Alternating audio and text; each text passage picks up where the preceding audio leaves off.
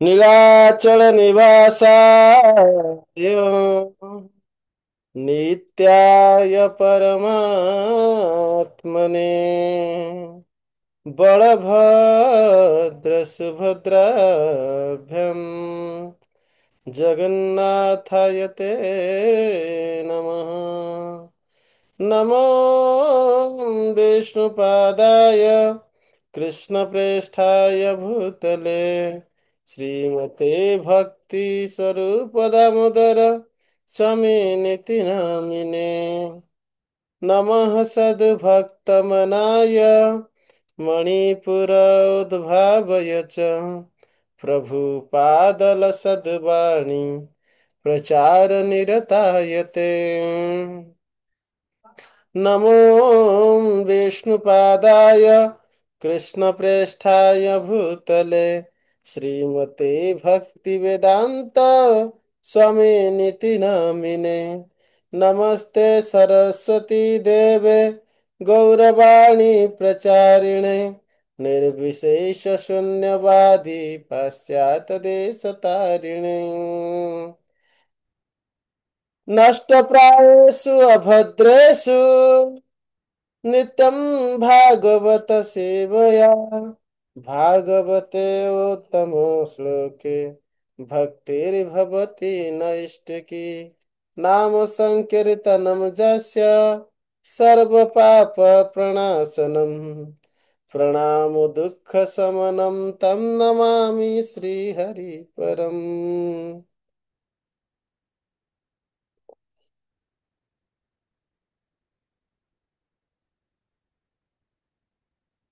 जय जगन्नाथ बलदेव सुभद्रा महारानी की जय। स्कंद पुराण चतुर्थ अध्याय।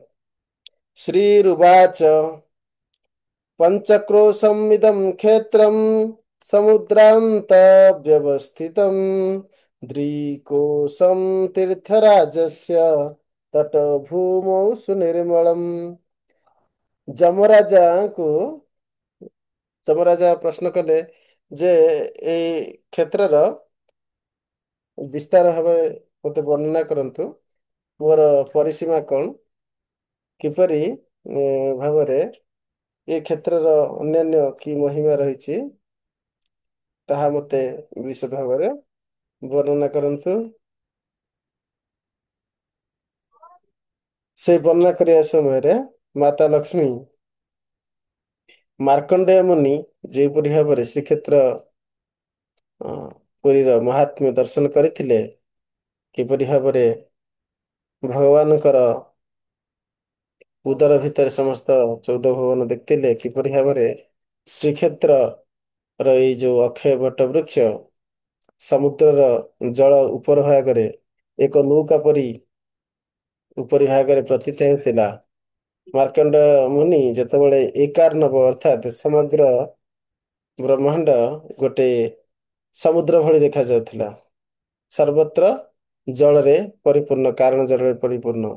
କେବଳ ଗୋଟିଏ ମାତ୍ର ନୌକା ଭଳି ପ୍ରତୀତ ହେଉଥିଲା ଶ୍ରୀକ୍ଷେତ୍ର ପୁରୁଷୋତ୍ତମ ଧାମ, ଯେଉଁଠାରେ ଏକ ଅକ୍ଷୟ ବୃକ୍ଷ ଥିଲା, ବର ଗଛ, ଯାହାର ଉପରି ଭାଗରେ ଏକ ପତ୍ର ଉପରେ ଗୋପାଳ ବାଳ ଗୋପାଳ ଶୟନ କରିଥିଲେ। ସେ ବାଳ ଗୋପାଳଙ୍କର ଡାକରା ଶୁଣି ମାର୍କଣ୍ଡେୟ ମୁନି ଆସିଥିଲେ ଯେ ତୁମେ ଏଠାକୁ ଆସ, ମୋର ଦର୍ଶନ କର ଏବଂ ମୋର ମୁଖ ଗହ୍ୱର ମଧ୍ୟରେ ପ୍ରବେଶ କରି ଦେଖ।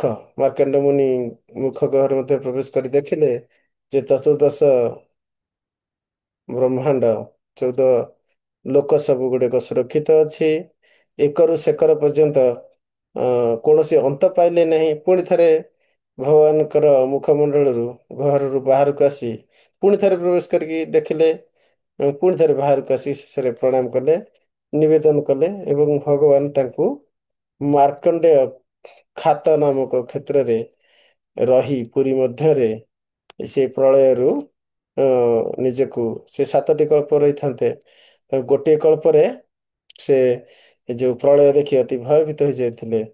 ତେଣୁକରି ସେ ଆଶ୍ରୟ ଗ୍ରହଣ କରି ଚାହିଁଥିଲେ ଏବଂ ଏହି ଶ୍ରୀକ୍ଷେତ୍ର ପୁରୀ ଯେହେତୁ ପ୍ରଳୟରେ କୌଣସି କ୍ଷତି ହୁଏ ନାହିଁ, ସମ୍ପୂର୍ଣ୍ଣ ସୁରକ୍ଷିତ ଥାଏ, ତେଣୁକରି ସେ ଶ୍ରୀକ୍ଷେତ୍ର ପୁରୀରେ ସ୍ଥାନ ଦେଇଥିଲେ ଯଦ୍ୱାରା ଅନ୍ୟ ଛଅଟି କଳ୍ପରେ ଯେଉଁ ପ୍ରଳୟ ହେବ ସେଥିରେ ସେ ବ୍ୟଥିତ ହେବେ ନାହିଁ ଏବଂ ସେ ମୃତ୍ୟୁଞ୍ଜୟ ର କୃପା ଲାଭ କଲେ ଯେ ଭଗବାନ ଆଶୀର୍ବାଦ କଲେ ତୁମେ ସେଇ ମୋର କ୍ଷେତ୍ରରେ ମାର୍କଣ୍ଡେୟ ଖାତ ବା ଗର୍ତ୍ତ ଯେଉଁଠାରେ ବର୍ତ୍ତମାନ ମାର୍କଣ୍ଡେୟ ସରୋବର ଅଛି ସେଇଠାରେ ରହି ତୁମେ ମୋର ଦ୍ୱିତୀୟ ସ୍ୱରୂପ ଶିବଜୀଙ୍କର ଆରାଧନା କର ଏବଂ ଏହିପରି ଭାବରେ ତୁମେ ମୃତ୍ୟୁଞ୍ଜୟ ଲାଭ କରିବ।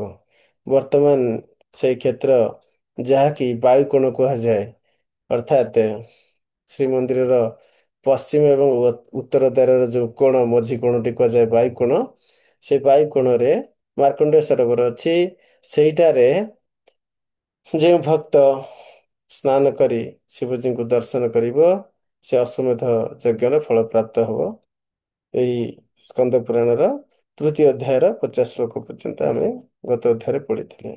ଲକ୍ଷ୍ମୀ ଦେବୀ କହୁଛନ୍ତି ଯେ ପାଞ୍ଚ କୋଶ ପର୍ଯ୍ୟନ୍ତ ବିସ୍ତୃତ ଏହା ସମୁଦ୍ର ପର୍ଯ୍ୟନ୍ତ ମଧ୍ୟ ପରିବ୍ୟାପ୍ତ। ସମୁଦ୍ର ମଧ୍ୟରେ ମଧ୍ୟ ଏ ଶ୍ରୀକ୍ଷେତ୍ର ପରିବ୍ୟାପ୍ତ। ଏହାର ମଧ୍ୟରେ ତୀର୍ଥରାଜ ସମୁଦ୍ରର ତଟଭୂମି ଠାରୁ 2 କୋଶ ପରିମିତ ସ୍ଥାନ ପର୍ଯ୍ୟନ୍ତ ଅତ୍ୟନ୍ତ ନିର୍ମଳ। ସମୁଦାୟ 5 କୋଶ, ଗୋଟେ କୋଶ ହଉଛି କେତେ 3 କିଲୋମିଟର। ଇଏ ସମୁଦାୟ ଆ ପୂର୍ବରୁ ଆମେ ଜାଣିଥିଲେ ଯେ 10 ଯୋଜନ ଯାଏ ଶ୍ରୀକ୍ଷେତ୍ର ବିସ୍ତୃତ ଅଛି।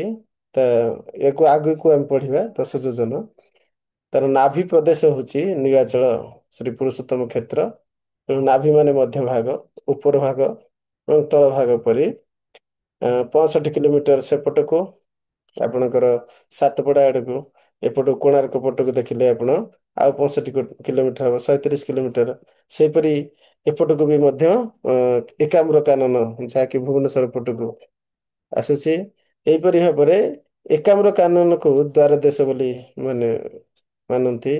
ପାଖାପାଖି ଦେଖିବାକୁ ଗଲେ ଶାସ୍ତ୍ର ଆଗକୁ ଆମେ ପଢିବା ଏସବୁ ଯେ ବିରଜା କ୍ଷେତ୍ର ଯାଜପୁରର ଯୋଉ ବିରଜା କ୍ଷେତ୍ର, ବିରଜା କ୍ଷେତ୍ରକୁ ଲାଗିକି ପୁରୁଷୋତ୍ତମ କ୍ଷେତ୍ର।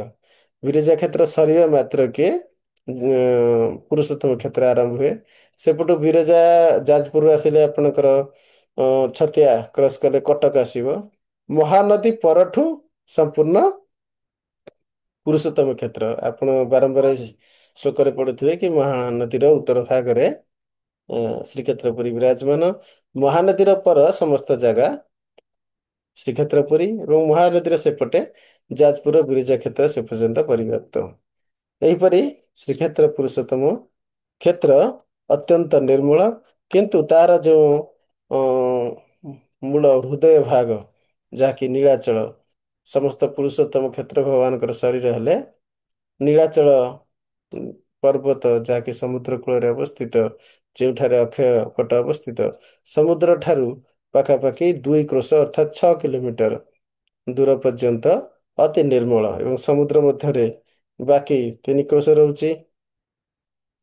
ସୁବର୍ଣ୍ଣମ୍ ବାଲୁକାକୀର୍ଣ୍ଣମ୍ ନୀଳପର୍ବତ ଶୋଭିତମ୍ ଯା ଅଶ୍ୱ ବିଶ୍ବେଶ୍ୱର ଦେବଃ ସାକ୍ଷାତ୍ ନାରାୟଣ ଆତ୍ମକଃ ସଂଯମ୍ୟ ବିଷୟ ଗ୍ରାମମ୍ ସମୁଦ୍ର ତଟମ୍ ଆସ୍ଥିତଃ ଉପାସୀତୁମ୍ ଜଗନ୍ନାଥମ୍ ଚତୁର୍ବର୍ଗ ଫଳପ୍ରଦମ୍।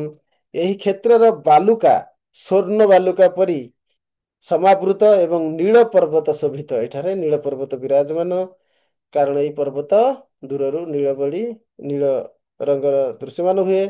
ସେଠାରେ ସାକ୍ଷାତ ନାରାୟଣ ବିଶ୍ବେଶ୍ୱର ଦେବଦେବ ମହାଦେବ ସକଳ ଇନ୍ଦ୍ରିୟ ସଂଯମ ପୂର୍ବକ ଚତୁର୍ବର୍ଗ ଫଳପ୍ରଦାତା ଶ୍ରୀ ଜଗନ୍ନାଥଙ୍କୁ ଉପାସନା କରିବା ନିମିତ୍ତ ସମୁଦ୍ର ତଟକୁ ଆଶ୍ରୟ କରୁଛନ୍ତି। ଦେବଦେବ ମହାଦେବ ଏଇ ସମୁଦ୍ର କୂଳରେ ରହି ସର୍ବଦା ଭଗବାନ ନାରାୟଣଙ୍କର ଆରାଧନା ଇନ୍ଦ୍ରିୟ ସଂଯମ ପୂର୍ବକ କରିବା ପାଇଁ ଏବଂ ଚତୁର୍ବର୍ଗ ଫଳପ୍ରଦାତା ଶ୍ରୀ ଜଗନ୍ନାଥଙ୍କର ଆଶ୍ରୟ ଗ୍ରହଣ କରି ସମସ୍ତ ଭକ୍ତମାନଙ୍କୁ ଏଇ କୃପା ପ୍ରଦାନ କରିବା ପାଇଁ ବିଶ୍ବେଶ୍ୱର ମହାଦେବ ସେହି ସ୍ଥାନରେ ସର୍ବଦା ବିଦ୍ୟମାନ।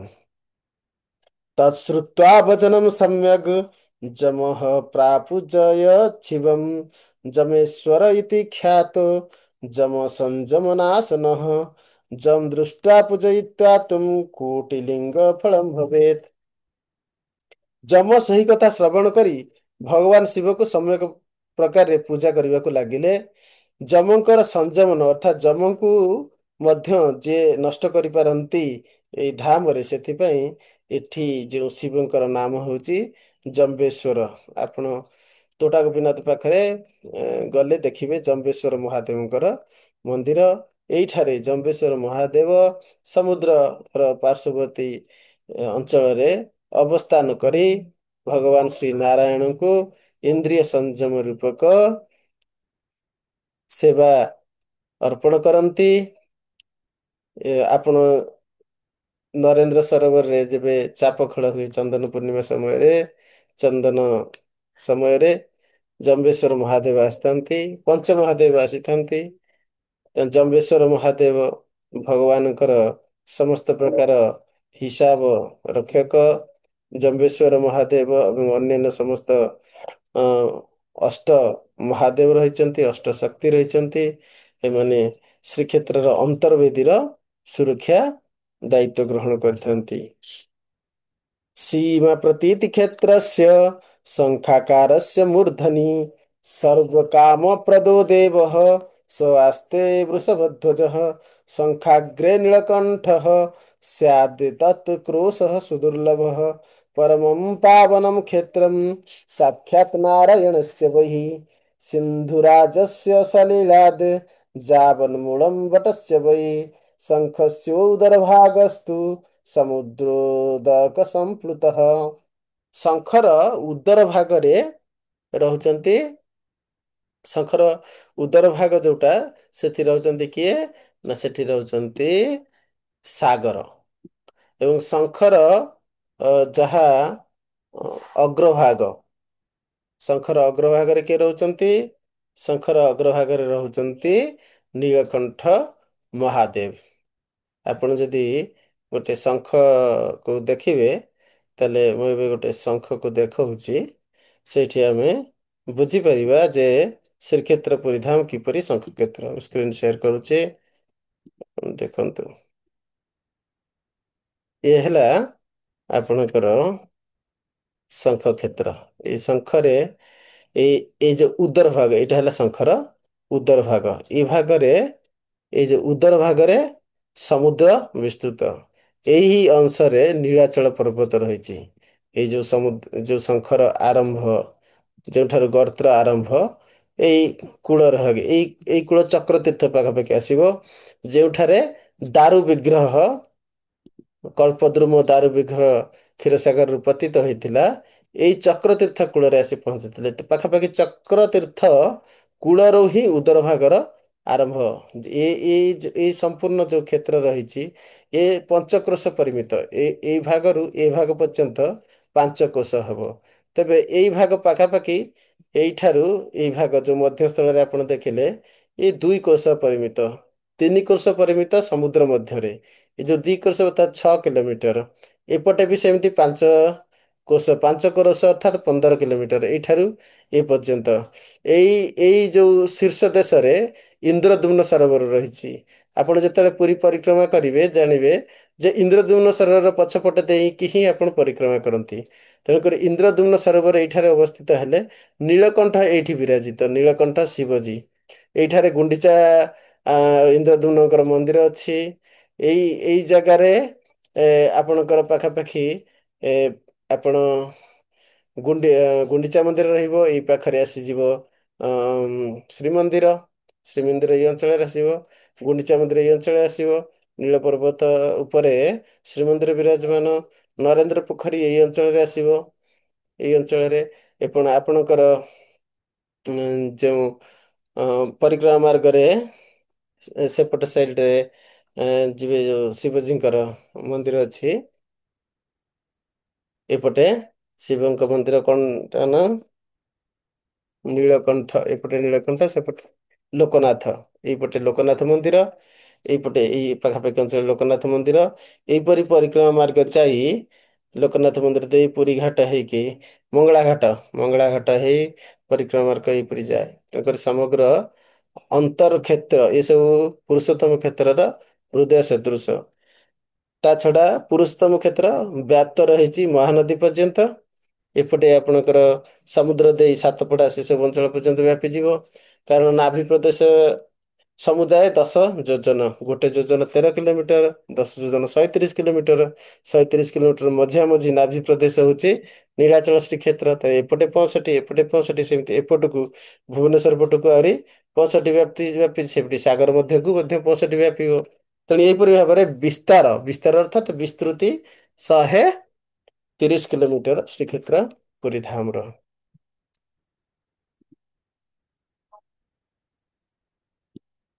ତେବେ ସୀମା ପ୍ରତୀତି କ୍ଷେତ୍ରସ୍ୟ ଶଙ୍ଖାକାରସ୍ୟ ମୂର୍ଧନି ସର୍ବକାମପ୍ରଦ ଦେବଃ ସ ଆସ୍ତେ ବୃଷଭଧ୍ୱଜ।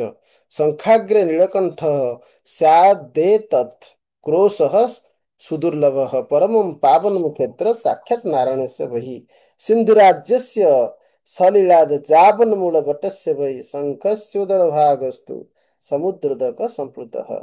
ଅର୍ଥାତ୍ କ୍ଷେତ୍ରର ଆକାର ଶଙ୍ଖ ସଦୃଶ, ତାହାର ମସ୍ତକରେ ପଶ୍ଚିମ ସୀମା। ଏହି ଶଙ୍ଖାକୃତି କ୍ଷେତ୍ରର ଅନ୍ତରରେ ଶ୍ରୀ ନୀଳକଣ୍ଠ ନାମଧେୟ ବୃଷଭଧ୍ୱଜ ଶିବ ଅବସ୍ଥାନ କରୁଛନ୍ତି। ଏହି ଏକକ୍ରୋଶ ପରିମିତ କ୍ଷେତ୍ର ଅତି ସୁଦୁର୍ଲଭ। ଏହା ସମୁଦ୍ରର ଜଳଠାରୁ ବଟବୃକ୍ଷ ମୂଳ ପର୍ଯ୍ୟନ୍ତ ବିସ୍ତୃତ। ସାକ୍ଷାତ୍ ନାରାୟଣଙ୍କର ଏହି କ୍ଷେତ୍ରଟି ପରମ ପବିତ୍ର ଶଙ୍ଖର ଉଦର ଭାଗଟି ସମୁଦ୍ର ଜଳରେ ପ୍ଲାବିତ। ଉଦର ଭାଗଟି କୋଉଥିରେ ନା ସମୁଦ୍ର ଜଳରେ ପ୍ଲାବିତ।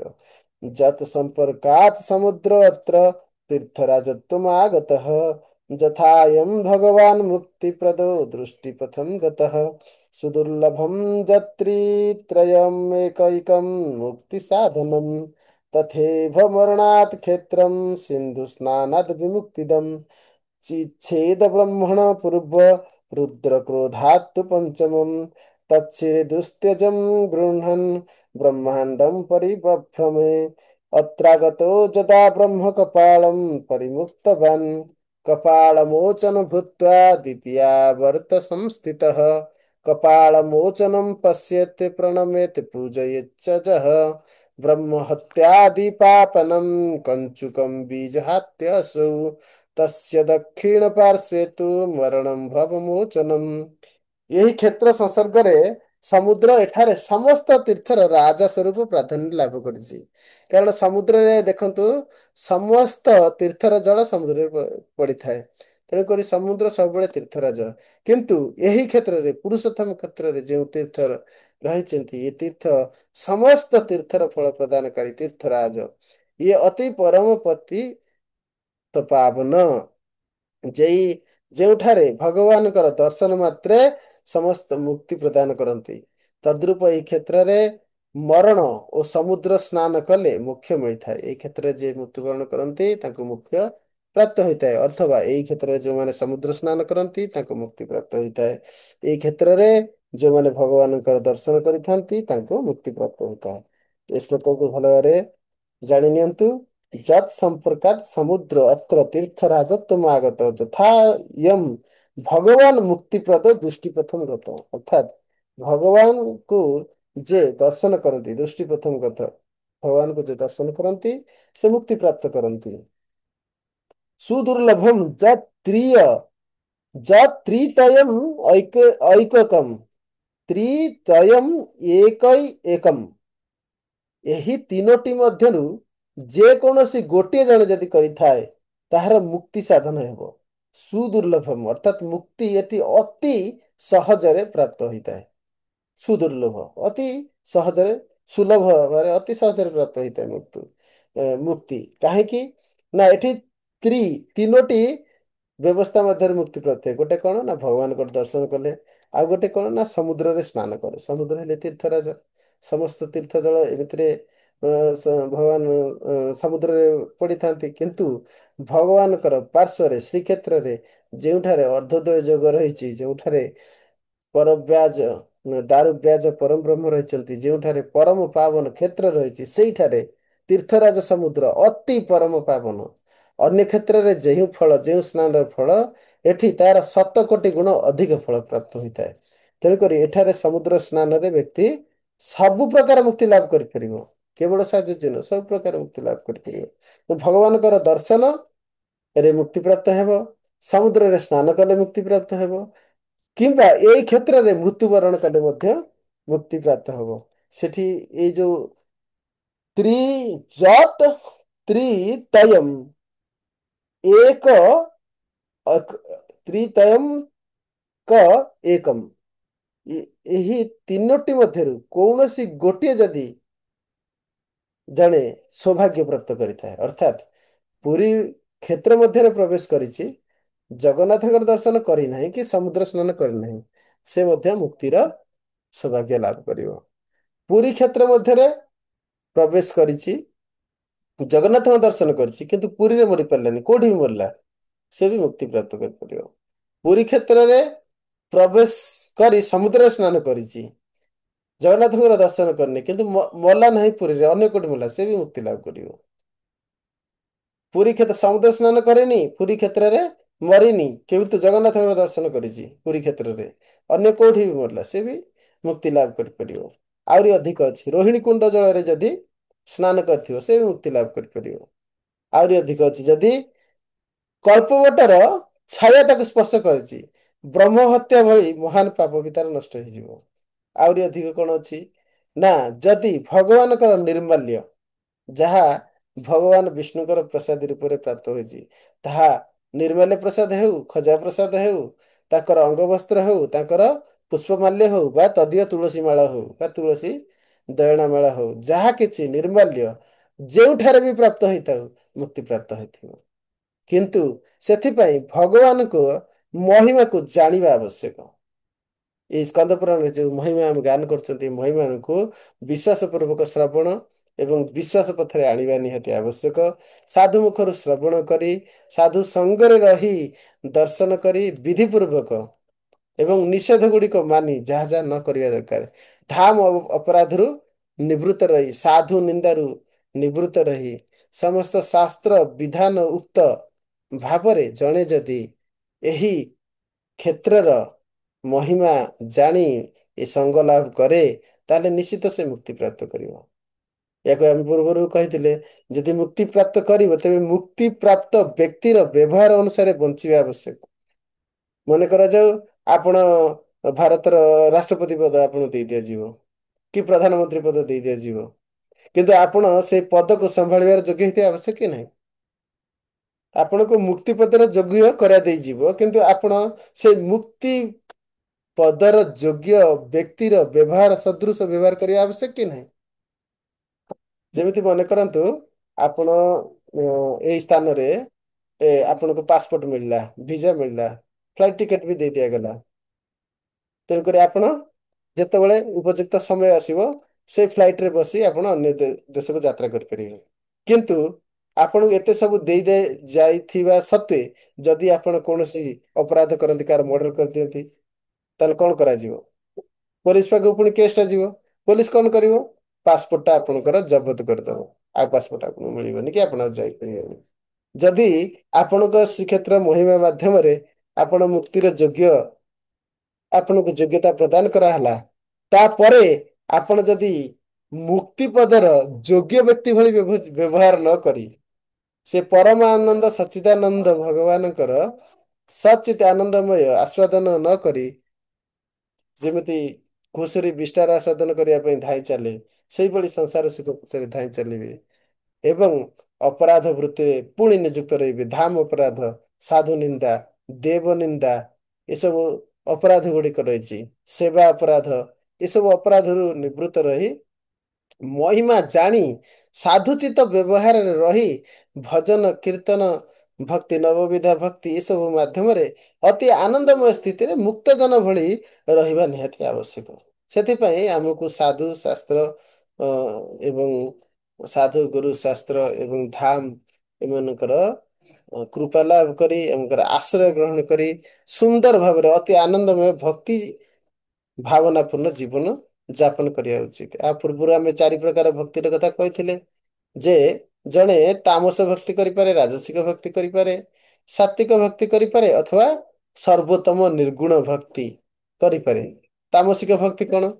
ଭଗବାନଙ୍କର ଭକ୍ତି କରୁଛି, ଭଗବାନଙ୍କୁ ଭଲ ପାଉଛି, ହିରଣ୍ୟକଶିପ ଭଳିଆ କୁଚ୍ଛର ତପସ୍ୟା ମଧ୍ୟ କରିପାରେ, କିନ୍ତୁ ସେ ଯାହା କିଛି ଲାଭ ଆଶା ରଖିଛି ଏବଂ ବ୍ୟଭିଚାରକୁ ତ୍ୟାଗ କରୁନି, ଲାଭର ଆଶା ରହିଛି, ବ୍ୟଭିଚାର ମଧ୍ୟ ରହିଛି, ତାହେଲେ ତା ତାମସିକ ଭକ୍ତି।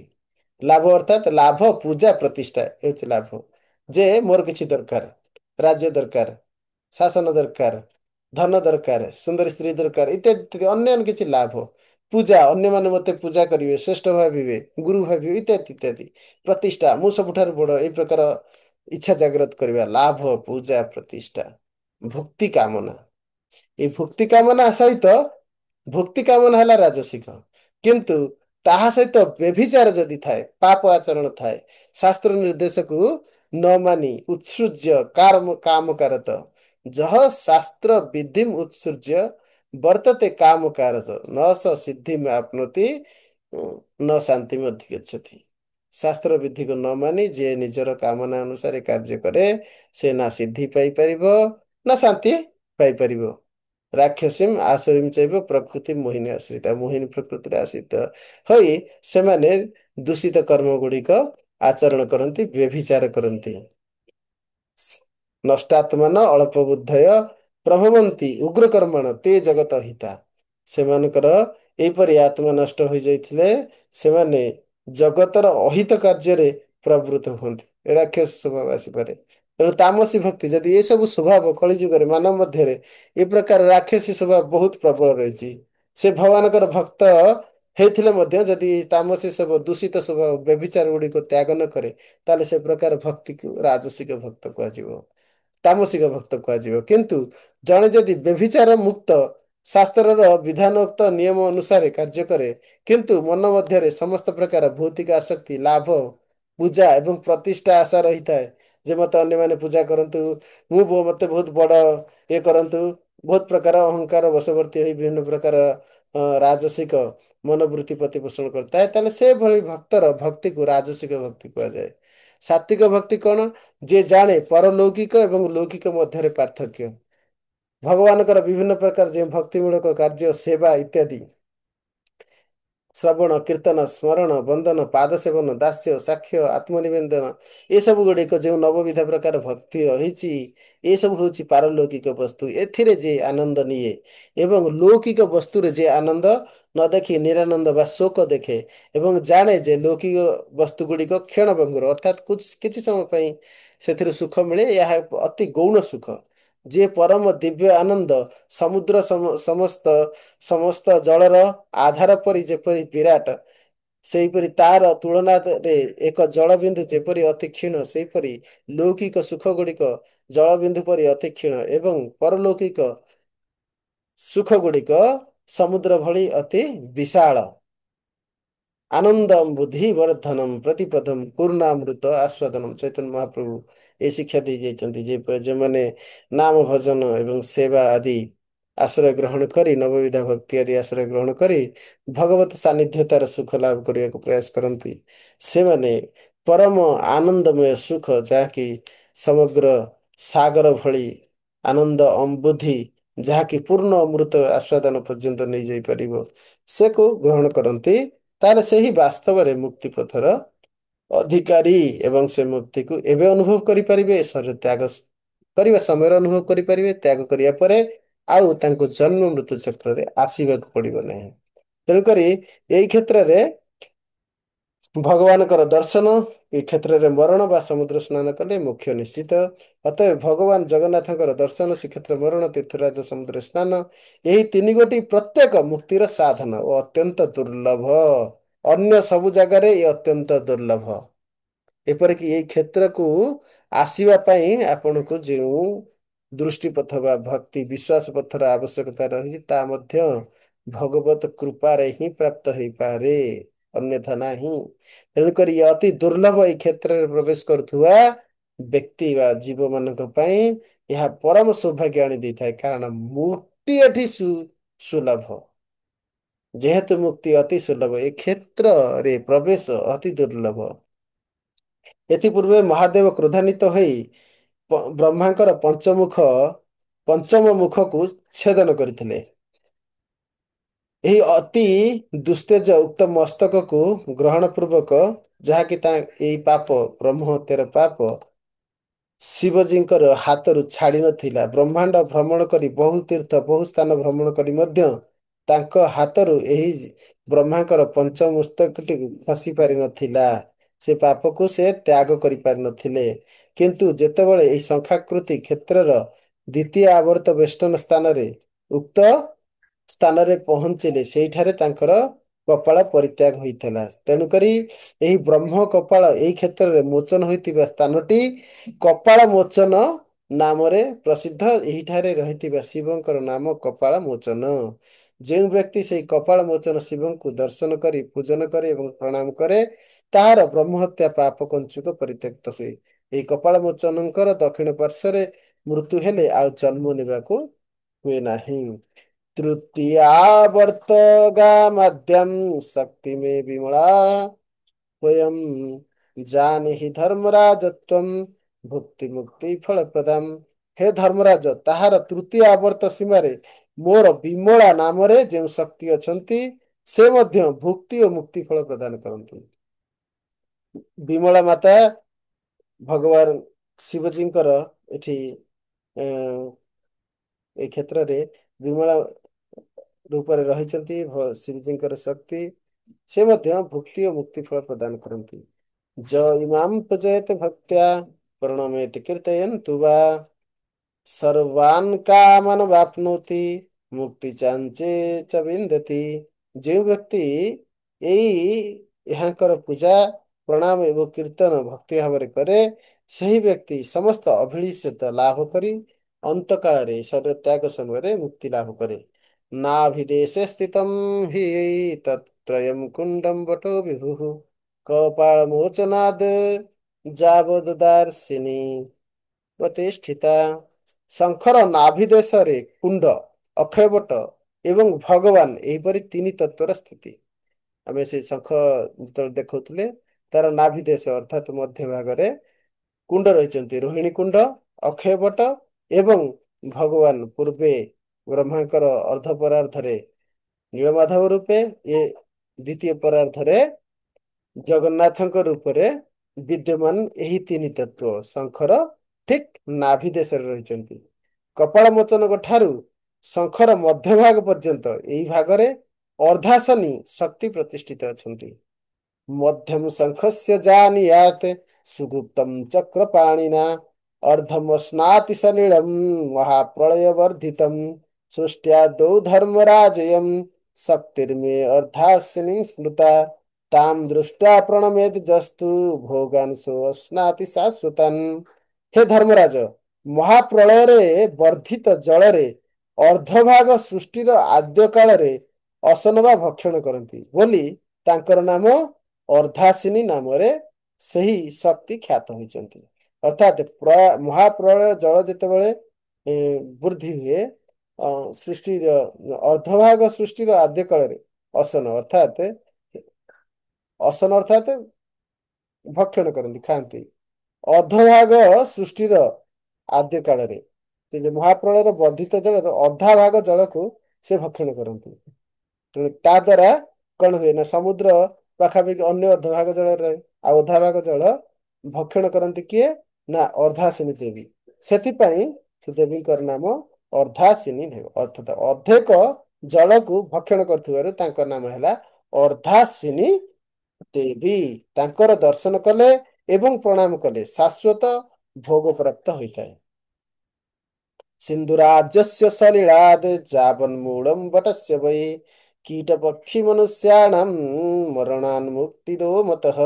ସମୁଦ୍ର ଜଳଠାରୁ ଅକ୍ଷୟ ବଟ ମୂଳ ପର୍ଯ୍ୟନ୍ତ ସମସ୍ତ ସ୍ଥାନରେ ଯେତେ କୀଟ, ପକ୍ଷୀ ଓ ମନୁଷ୍ୟ ମାନଙ୍କର ମୃତ୍ୟୁ ହୁଏ। ତାହେଲେ ଆପଣ ସ୍ୱର୍ଗଦ୍ୱାର ଦେଖିଥିବେ, ସମୁଦ୍ର ମୂଳ ଠାରୁ ଅକ୍ଷୟ ବଟ ପର୍ଯ୍ୟନ୍ତ ଯେଉଁ ସ୍ଥାନ ସେଠି କୀଟ ମରନ୍ତୁ, ପକ୍ଷୀ ମରନ୍ତୁ, ପଶୁ ମରନ୍ତୁ ବା ମନୁଷ୍ୟ ମରନ୍ତୁ ସେ ସମସ୍ତେ ମୁକ୍ତି ଲାଭ ପାଇବେ। ଅନ୍ତର୍ବେଦୀ ତ୍ୱୟଂ ପୁଣ୍ୟା ବାଞ୍ଛତେ ତ୍ରିଦଶୈରପି ଅତ୍ର ସ୍ଥିତାନ୍ ହି ପଶ୍ୟନ୍ତି ସର୍ବାଂଶ କ୍ରାବ୍ଜଧାରିଣଃ। ଭଗବାନଙ୍କର ଅନ୍ତର୍ବେଦୀଟି ପୁଣ୍ୟଜନକ ବୋଲି ତାକୁ ଦେବତା ମାନେ ମଧ୍ୟ ବାଞ୍ଛା କରନ୍ତି। ଏହି ସ୍ଥାନରେ ବାସ କରୁଥିବା ସମସ୍ତଙ୍କୁ ସେମାନେ ଭଗବାନଙ୍କ ରୂପରେ ଦର୍ଶନ କରନ୍ତି। ଅର୍ଥାତ ଅନ୍ତର୍ବେଦୀ କୋଉଠି? ଯେଉଠି ଶଙ୍ଖର ମଧ୍ୟଭାଗ ଯେଉଁଠାରେ ଏବେ ଆମେ ସେଇ ବିଷୟରେ ବର୍ଣ୍ଣନା କରୁଛନ୍ତି, ଯେଉଁଠାରେ ରୋହିଣୀ କୁଣ୍ଡ, ଅକ୍ଷୟ ବଟ ଏବଂ ଭଗବାନଙ୍କର ଶ୍ରୀ ବିଗ୍ରହ ଉପସ୍ଥିତ ସେହି ସ୍ଥାନଟି ହେଉଛି ଅନ୍ତର୍ବେଦୀ। ଏହି ସ୍ଥାନରେ ବାସ କରୁଥିବା ବ୍ୟକ୍ତି ସାକ୍ଷାତ ଭଗବାନଙ୍କ ଭଳି ଅର୍ଥାତ୍ ବିଷ୍ଣୁମୟ ରୂପରେ ଅନ୍ୟମାନେ ଦର୍ଶନ କରନ୍ତି। ଦେବତା ମାନେ ଦେଖନ୍ତି ଯେ ଆମର ଦୁଇ ହାତ ଦେଖାଯାଉଛି, ଆମର ଆଉ ଦୁଇଟା ହାତ ଦେଖାଯାଉନି, କିନ୍ତୁ ଯେତେବେଳେ ସେଇ କ୍ଷେତ୍ରରେ ଅନ୍ତର୍ବେଦୀରେ ବାସ କରୁଥିବା ଯେଉଁ ଭକ୍ତଗଣ ରହିଛନ୍ତି, ଜଗନ୍ନାଥଙ୍କୁ ଘେରି ରହିଛନ୍ତି, ଏମିତି ଏସବୁ ପୁରୁଷୋତ୍ତମ କ୍ଷେତ୍ରରେ ବିଶେଷତଃ ଯେତେବେଳେ ବିଦ୍ୟାପତି ପ୍ରବେଶ କରୁଛନ୍ତି, ଆଗକୁ ଆମେ ପଢିବା, ସେ ଦେଖୁଛନ୍ତି ଯେ ପୁରୁଷୋତ୍ତମ କ୍ଷେତ୍ରରେ ସମସ୍ତ ବାସୀ ବୈକୁଣ୍ଠ ପରି ଚତୁର୍ଭୁଜଧାରୀ, ଶଙ୍ଖ ଚକ୍ର ଗଦା ପଦ୍ମଧାରୀ, ଏ ଯୋଉ ଦୃଷ୍ଟି, ଏ ଦୃଷ୍ଟି କେବଳ ଉନ୍ନତ ବୈଷ୍ଣବ ମାନଙ୍କୁ ଦର୍ଶନ ପ୍ରାପ୍ତ ହେବ। ଯେପରି ବିଦ୍ୟାପତି ଯେତେବେଳେ ପ୍ରବେଶ କଲେ ସେ ଏଟାକୁ ଦର୍ଶନ କରିପାରିଲେ। ସାଧାରଣ ଆମେ ମାନବକୁ ଦ୍ୱିଭୁଜଧାରୀ ନଗଣ୍ୟ ମାନବ ବୋଲି ବିଚାର କରିପାରିବା, କିନ୍ତୁ ଯେ ଏମାନେ ଏଠାରେ ଯେଉଁମାନେ ଜନ୍ମ ନେଇଛନ୍ତି ସେମାନେ ଏତେ ସୌଭାଗ୍ୟଶାଳୀ, ସେମାନଙ୍କର ବୈକୁଣ୍ଠ ପଦ ନିଶ୍ଚିତ, ଏବଂ ସେମାନେ ଏ ସ୍ୱଶରୀରରେ ମଧ୍ୟ ବୈକୁଣ୍ଠ ପଦର ଅଧିକାରୀ। ତେଣୁକରି ସେମାନଙ୍କର ଯେ ଦୁଇ ହାତ ମନୁଷ୍ୟ ଭଳି ଦେଖାଯାଇପାରେ, କିନ୍ତୁ ସେମାନଙ୍କର ଯେ ଦିବ୍ୟ ଶରୀର ରହିଛି, ନିତ୍ୟ ସିଦ୍ଧ ଦେହ, ନିତ୍ୟ ସିଦ୍ଧ ନାମ, ନିଜ ସ୍ୱରୂପ ସ୍ୱବସନ, ଏ ଯୋଉ ଆଧ୍ୟାତ୍ମିକର ବିଚାର, ଏ ବିଚାର ସେ ପର୍ଯ୍ୟନ୍ତ ଆମକୁ ଦେଖାଯିବନି ଯେ ପର୍ଯ୍ୟନ୍ତ ଆମେ ଅନ୍ତର୍ଚକ୍ଷୁରେ ନ ଦର୍ଶନ କରିଛନ୍ତି, ଆଧ୍ୟାତ୍ମିକ ଚକ୍ଷୁ ବା ଦିବ୍ୟ ଚକ୍ଷୁ ପ୍ରାପ୍ତ ନ କରିଛନ୍ତି। ତେବେ ଅନ୍ୟ ଜଣେ ଭକ୍ତର ଏଇ ଯୋଉ ଉନ୍ନତ ସ୍ଥିତି, ତାର ନିଜର ପରିଚୟ କଣ, ତାର ନିଜର ବସନ କଣ, ତାର ପରିଧାନ କଣ, ତାର ପାରାଫର୍ନାଲିଆ କଣ ସବୁ ରହିଛି, ତାଙ୍କର ବ୍ୟବହାର କଣ, ତାଙ୍କର ବାର୍ତ୍ତା କଣ, ତାଙ୍କର କୃଷ୍ଣଙ୍କ ସହିତ ସମ୍ବନ୍ଧ କଣ, ନିଜ ସିଦ୍ଧ ଦେହ ଦେଖିତେ ଭୁଲିବ ବା କବେ, ନିଜ ସ୍ଥୂଳ ପରିଚୟ, ଏଇଟା ଯୋଉ ପରିଚୟଟା ହେଲା ଆମର ସ୍ଥୂଳ ପରିଚୟ, ସୂକ୍ଷ୍ମ ପରିଚୟ ଗୋଟେ ରହିଛି, ଯାହାକି ଚିରନ୍ତନ, ଜଣେ ଭକ୍ତର ଚିରନ୍ତନ ସୂକ୍ଷ୍ମ ପରିଚୟ ରହିଛି, ତାର ଗୋଟେ ସିଦ୍ଧ ଦେହ ରହିଛି, ସିଦ୍ଧ ନାମ ରହିଛି, ନିଜ ସିଦ୍ଧ ଦେହ, ନିଜ ସିଦ୍ଧ ନାମ, ନିଜ ସ୍ୱରୂପ, ତାର ଗୋଟେ ସ୍ୱରୂପ ରହିଛି, ଯାହାକି ସତ୍ ଚିତ୍ ଆନନ୍ଦରୁ ଗଢ଼ା। ଏ ଶରୀର କୋଉଠୁ? ସତ୍ୱରଜ ତମରୁ ଗଢ଼ା। ସତ୍ୱରଜ ତମରୁ ପୁଣି ଆସିଲା 24ଟା ତତ୍ତ୍ୱ। ପୂର୍ବରୁ ଆମେ ପଢିଥିଲେ 24ଟା ପଞ୍ଚଭୂତ, ପଞ୍ଚତନ୍ମାତ୍ର। ପଞ୍ଚଭୂତ କଣ? ଭୂମି, ଆପ, ଅନଳ, ବାୟୁ, ଖମ, ଅର୍ଥାତ୍ ପୃଥିବୀ, ଜଳ, ବାୟୁ, ଅଗ୍ନି, ଆକାଶ।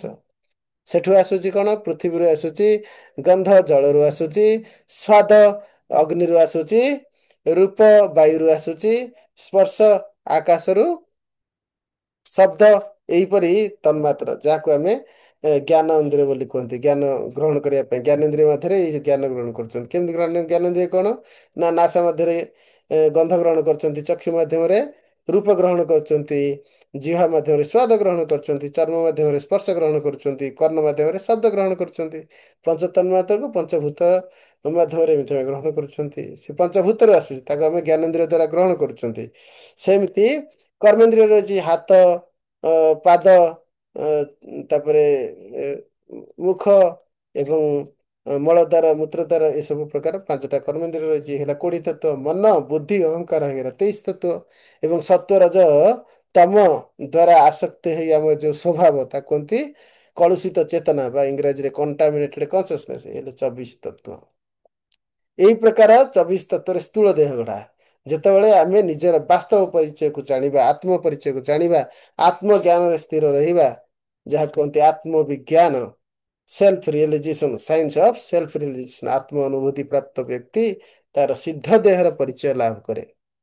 ନିଜର ବାସ୍ତବ ଯାହାକି ଜୀବନ ମୁକ୍ତ ସ୍ୱଭାବ, ଜୀବନ ମୁକ୍ତ ପରିଚୟ, ଜୀବନ ମୁକ୍ତ ଅବସ୍ଥିତି, ଏବଂ ସେଇ ସ୍ଥିତିରେ ରହି ସେ ଭକ୍ତି ଭାଜନ କରେ, ଭଗବାନଙ୍କ ସହିତ ସମ୍ବନ୍ଧକୁ ଜାଣିପାରେ। ଏଇ ଉକ୍ତିକୁ ଭଗବାନ ଏଠାରେ ବ୍ୟାଖ୍ୟା କରୁଛନ୍ତି।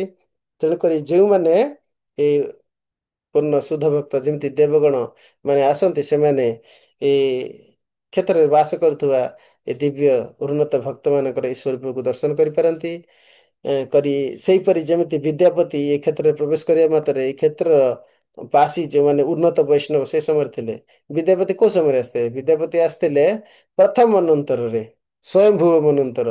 ସ୍ୱୟଂଭୁବ ମନ୍ୱନ୍ତରରେ 71ଟା ଚତୁର୍ଯୁଗ ଚାଲିଗଲା। ଜଗନ୍ନାଥ ପ୍ରଥମ ସତ୍ୟ ଯୁଗରେ ସ୍ୱୟଂଭୁବ ମନ୍ୱନ୍ତର ପ୍ରଥମ ଦ୍ୱିତୀୟ ପରାର୍ଦ୍ଧ ବ୍ରହ୍ମାଙ୍କର 50 ବର୍ଷ ସରିଗଲା। ତାପରେ ଦ୍ୱିତୀୟ 50 ବର୍ଷ ଆରମ୍ଭ ହେଲା। ପ୍ରଥମ ମନ୍ୱନ୍ତର ଆରମ୍ଭ ହେଲା। ପ୍ରଥମ ମନ୍ୱନ୍ତର ପ୍ରଥମ ସତ୍ୟ ଯୁଗ। ସେଇ ସମୟରେ ଇନ୍ଦ୍ରଦମନ ମହାରାଜ ଖୋଜିବାକୁ ଆସିଥିଲେ ଜଗନ୍ନାଥଙ୍କୁ। ତେଣୁକରି ସେଇ ସତ୍ୟ ଯୁଗରେ ସେ ଜଗନ୍ନାଥଙ୍କୁ ପ୍ରତିଷ୍ଠା କଲେ। ପ୍ରତିଷ୍ଠା କରି ବ୍ରହ୍ମାଙ୍କୁ ନିମନ୍ତ୍ରଣ କରିବାକୁ କଲେ। ବ୍ରହ୍ମାଙ୍କୁ ନିମନ୍ତ୍ରଣ କରିବା ସମୟରେ ସଙ୍ଗୀତ ଚାଲିଥିଲା। ତେଣୁକରି ସଙ୍ଗୀତ ଚାଲିବା ସମୟରେ ଯୋଉ ସମୟ ପଳେଇ ଯାଇଥିଲା, ସେଇ ସମୟରେ 71ଟି ସୁବର୍ଣ୍ଣ ଯୁଗ ଚାଲିଗଲା। ଅର୍ଥାତ୍ ଗୋଟେ ମନ୍ୱନ୍ତର ପୁରା ବିତିଗଲା। ତାପର ମନ୍ୱନ୍ତର ସତ୍ୟ ଯୁଗ ଆସିଗଲା। ତାପର ମନ୍ୱନ୍ତର ସତ୍ୟ ଯୁଗ କେବେ? ତାପର ମନ୍ୱନ୍ତର ହେଲା ଏବେ ଯୋଉ ତାପରେ ହେଲା ଚାକ୍ଷୁଷ ମନ୍ୱନ୍ତର। ଚାକ୍ଷୁଷ ମନ୍ୱନ୍ତରରେ ଯେଉଁ ସତ୍ୟ ଯୁଗ ଥିଲା, ସେଇ ସମୟରେ ଯୋଉ ରାଜା ଥିଲେ ଗାଲବ ମାଧବ ରାଜା, ସେ ସମୟରେ ଜଗନ୍ନାଥଙ୍କର ପ୍ରତିଷ୍ଠା କଲେ ବ୍ରହ୍ମା। ତେଣୁକରି ସେ ସମୟରେ ସତ୍ୟ ଯାଇକି କଳି ପଳେଇ ଆସିଥିଲା। ସେ ସମୟରେ ଗାଲବ ମାଧବ ଆସିଥିଲେ ରାଜା। ତେଣୁକରି ସେଇ ସମୟରେ ଜଗନ୍ନାଥଙ୍କର ବ୍ରହ୍ମା ଆସିକି ପ୍ରତିଷ୍ଠା କରିଥିଲେ। ସେବେଠାରୁ ତାମାନେ ଆପରେ ଦ୍ୱିତୀୟ ମନ୍ୱନ୍ତର, ତୃତୀୟ ମନ୍ୱନ୍ତର, ଚତୁର୍ଥ ମନ୍ୱନ୍ତର, ପଞ୍ଚମ ମନ୍ୱନ୍ତର ଯାଇକି ସପ୍ତମ, ଷଷ୍ଠ ଯାଇକି ଏବେ ସପ୍ତମ ମନ୍ୱନ୍ତର ଚାଲିଛି, ଯାହାକି ବୈବସ୍ୱତ ମନ୍ୱନ୍ତର। ଏତିକି ସମୟ ଧରି ଜଗନ୍ନାଥ ଶ୍ରୀକ୍ଷେତ୍ରରେ ବିଦ୍ୟମାନ ଅଛନ୍ତି। ତେଣୁ ଗୋଟେ ମନ୍ୱନ୍ତର କେତେ ସମୟ ଆପଣ ବୁଝିପାରୁଛନ୍ତି ତ? କଳିଯୁଗ 4,32,000। ଗୋଟେ ଚତୁର୍ଯୁଗ ହଉଛି ତାର 10 ଗୁଣ।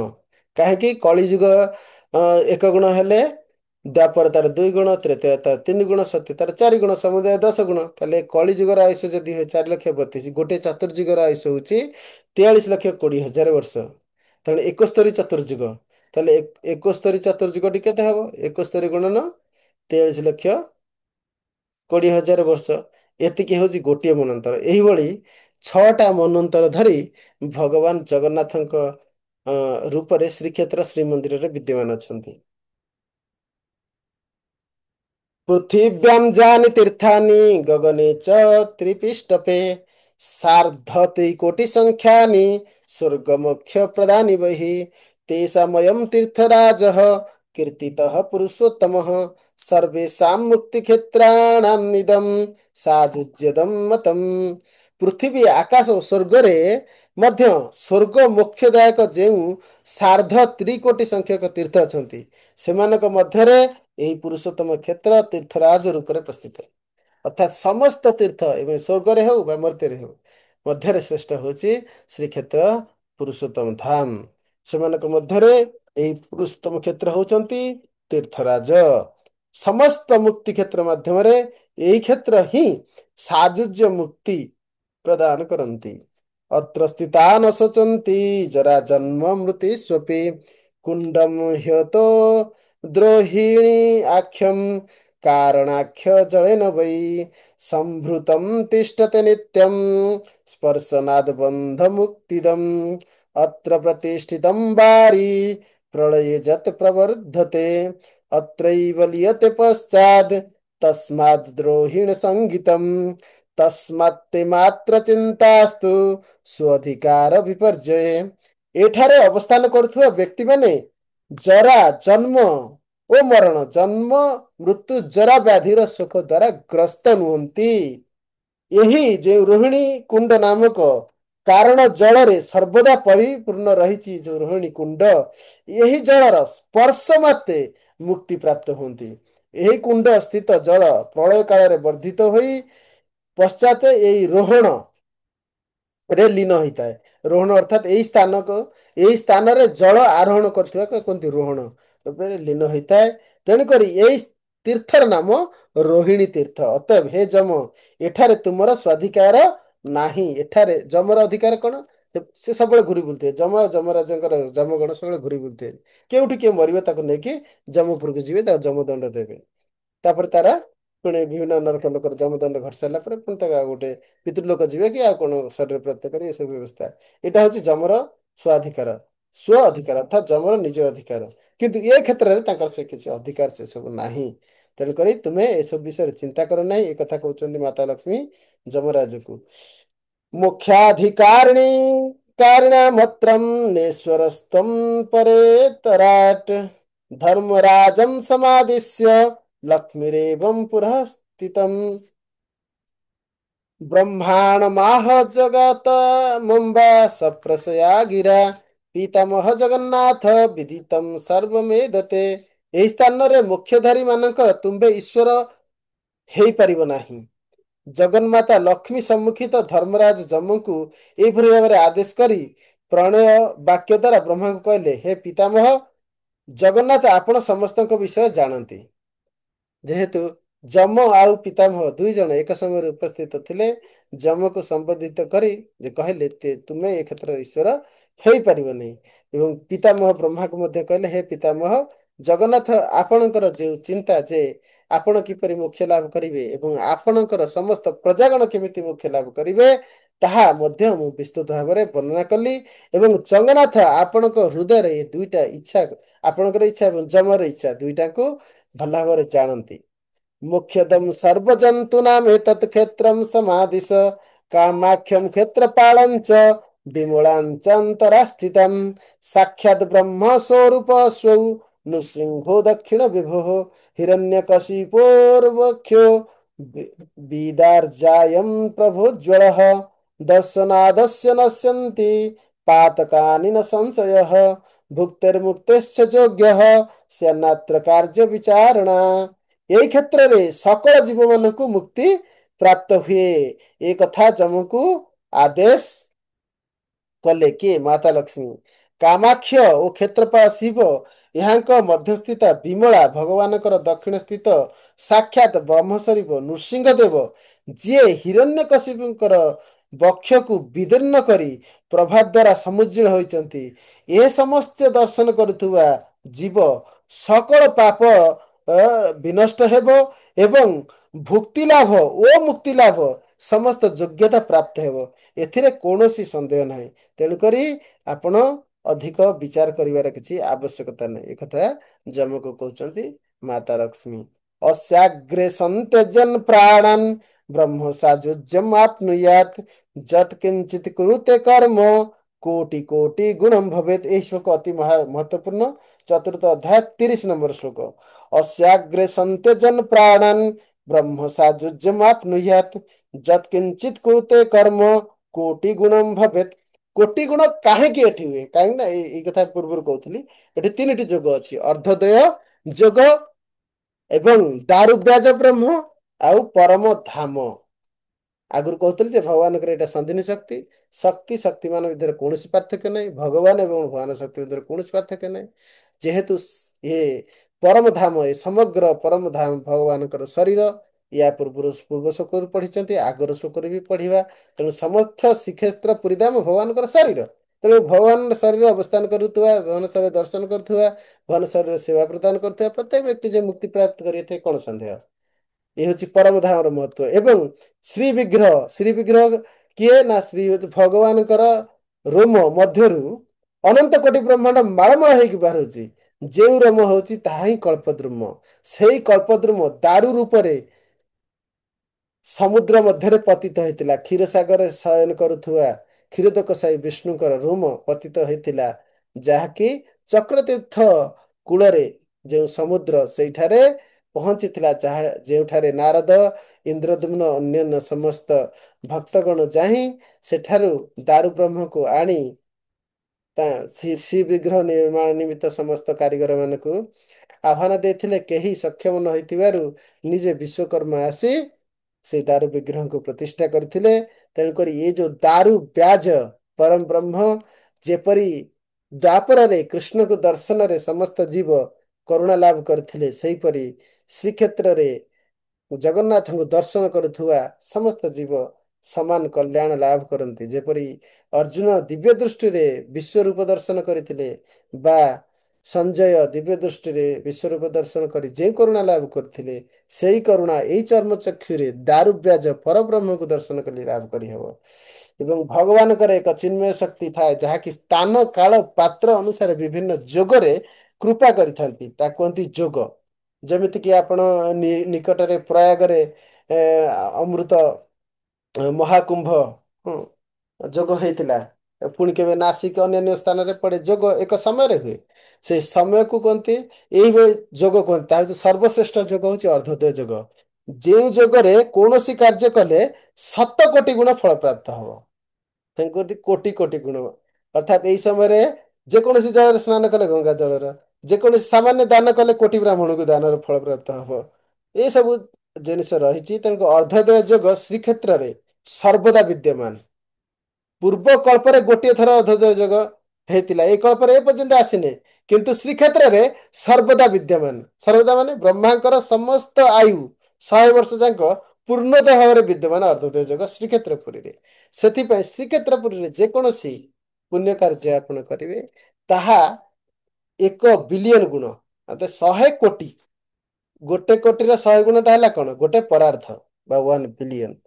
ଯାହା ଆପଣ ଗୋଟେ ଥର କରିବେ, ତାହା 1 ବିଲିୟନ ଗୁଣ ଅଧିକ ଆପଣ ପ୍ରାପ୍ତ କରିବେ।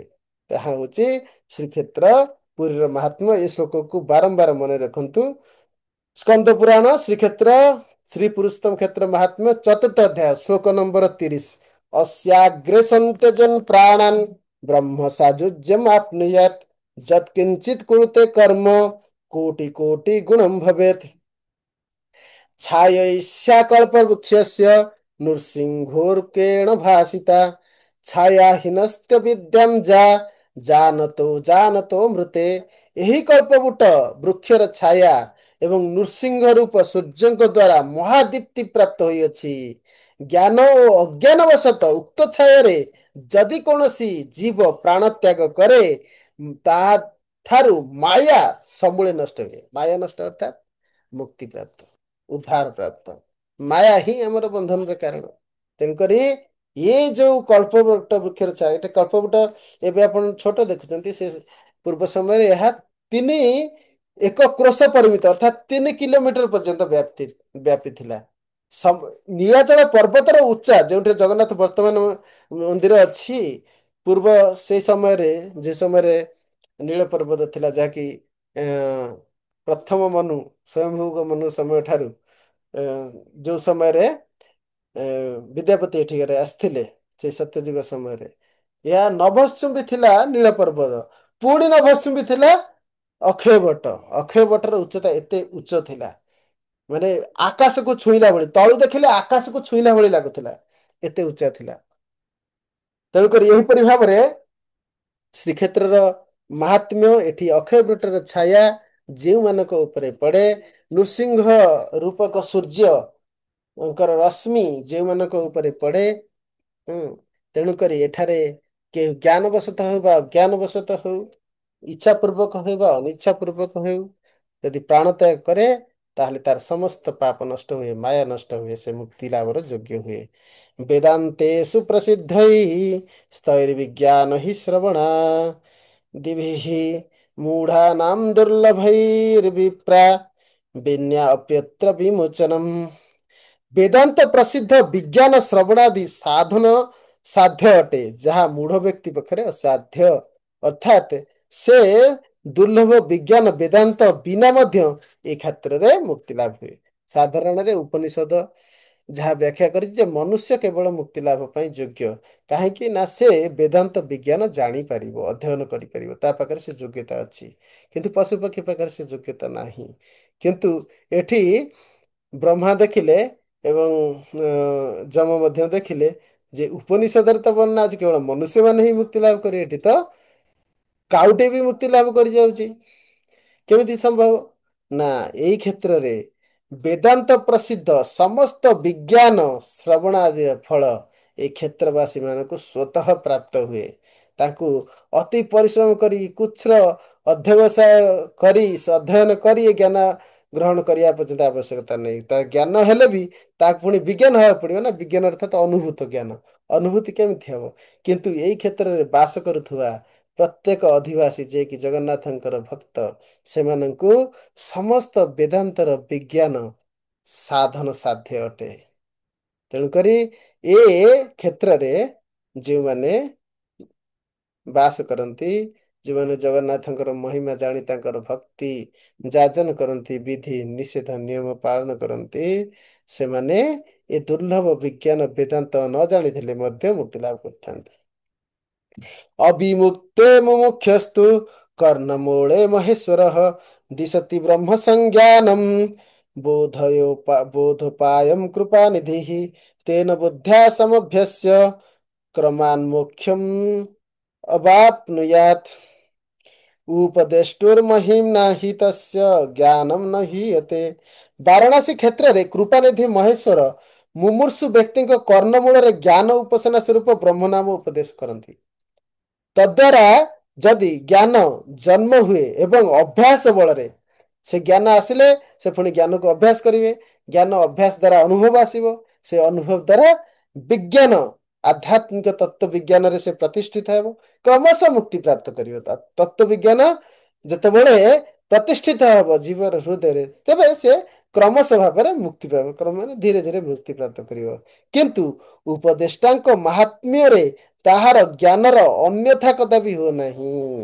ତେଣୁକରି ସେ ବାରାଣସୀ ଭଳି କ୍ଷେତ୍ରରେ ଏପରି ଯଦି ଜ୍ଞାନର ବାସ୍ତବ ବିଜ୍ଞାନ ଅନୁଭୂତ ନ ହୁଏ ତାହେଲେ ମୋକ୍ଷ ପ୍ରାପ୍ତି ହେଇପାରିବ ନାହିଁ। କିନ୍ତୁ ତତ୍ର ତ୍ୟଜନ୍ତି ଯେ ପ୍ରାଣମ୍ ତେଷାଂ ତତ୍କ୍ଷଣ ଏବ ହି ସ୍ୱରୂପା ଜାୟତେ ମୁକ୍ତି ହି ସଂଶୟୋ ମା ଅସ୍ତୁ ତେଜମ।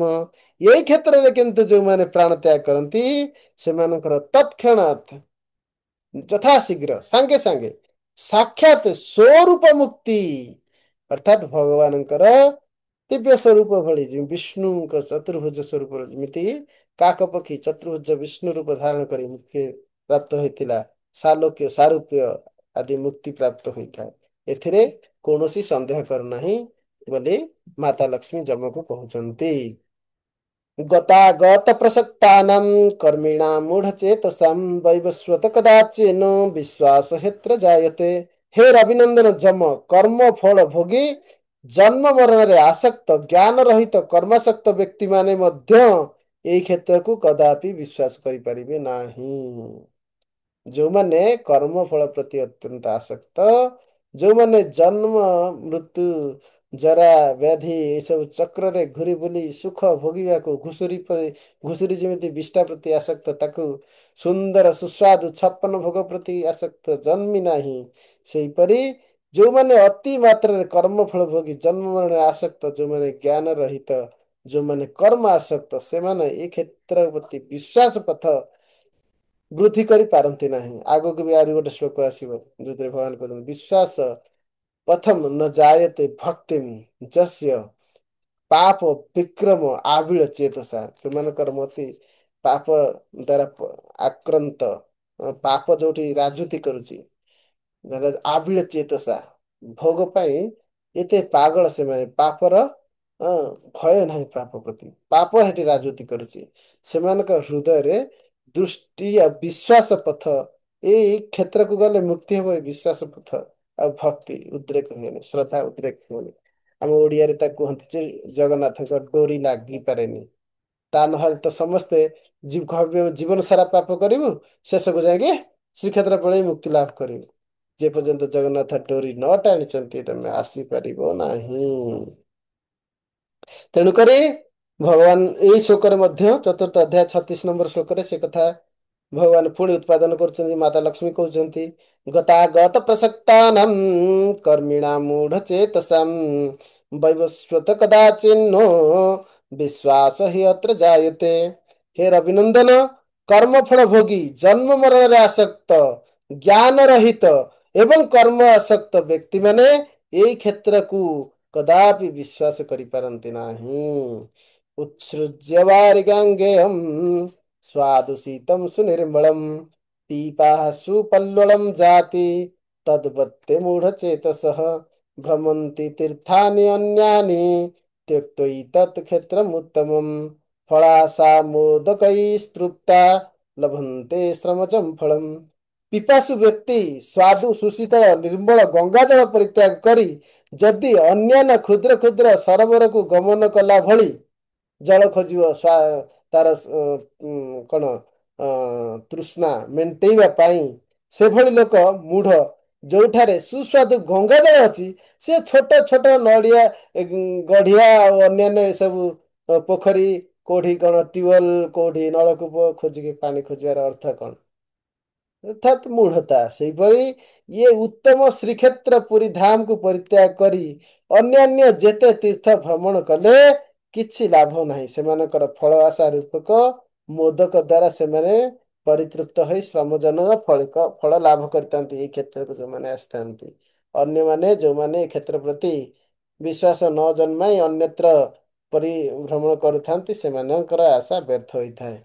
ସ୍ନାନାଦଦ୍ଭି ସାନାଦଦ୍ଭିଦୃଶା କଳ୍ପପାଦପଃ ଯତ୍ର କୃତାପି च କ୍ଷେତ୍ରମ୍ ମରଣାନ୍ମୁକ୍ତିଦଂ ନୃଣାମ୍। ଅର୍ଥାତ୍ ଅର୍ଥାତ୍ ସମୁଦ୍ର ସ୍ନାନ, ଭଗବାନ ବିଷ୍ଣୁଙ୍କର ଦର୍ଶନ ଏବଂ କଳ୍ପ ବୃକ୍ଷର ଛାୟା, ଏଇଟା ହଉଛି ତିନିଟା ମୁଖ୍ୟ। କିମ୍ବା କ୍ଷେତ୍ର ସ୍ୱାଧିକୃତ ଯେକୌଣସି ସ୍ଥାନରେ ମୃତ୍ୟୁ, ଏ ହେଲା ଚତୁର୍ଥ।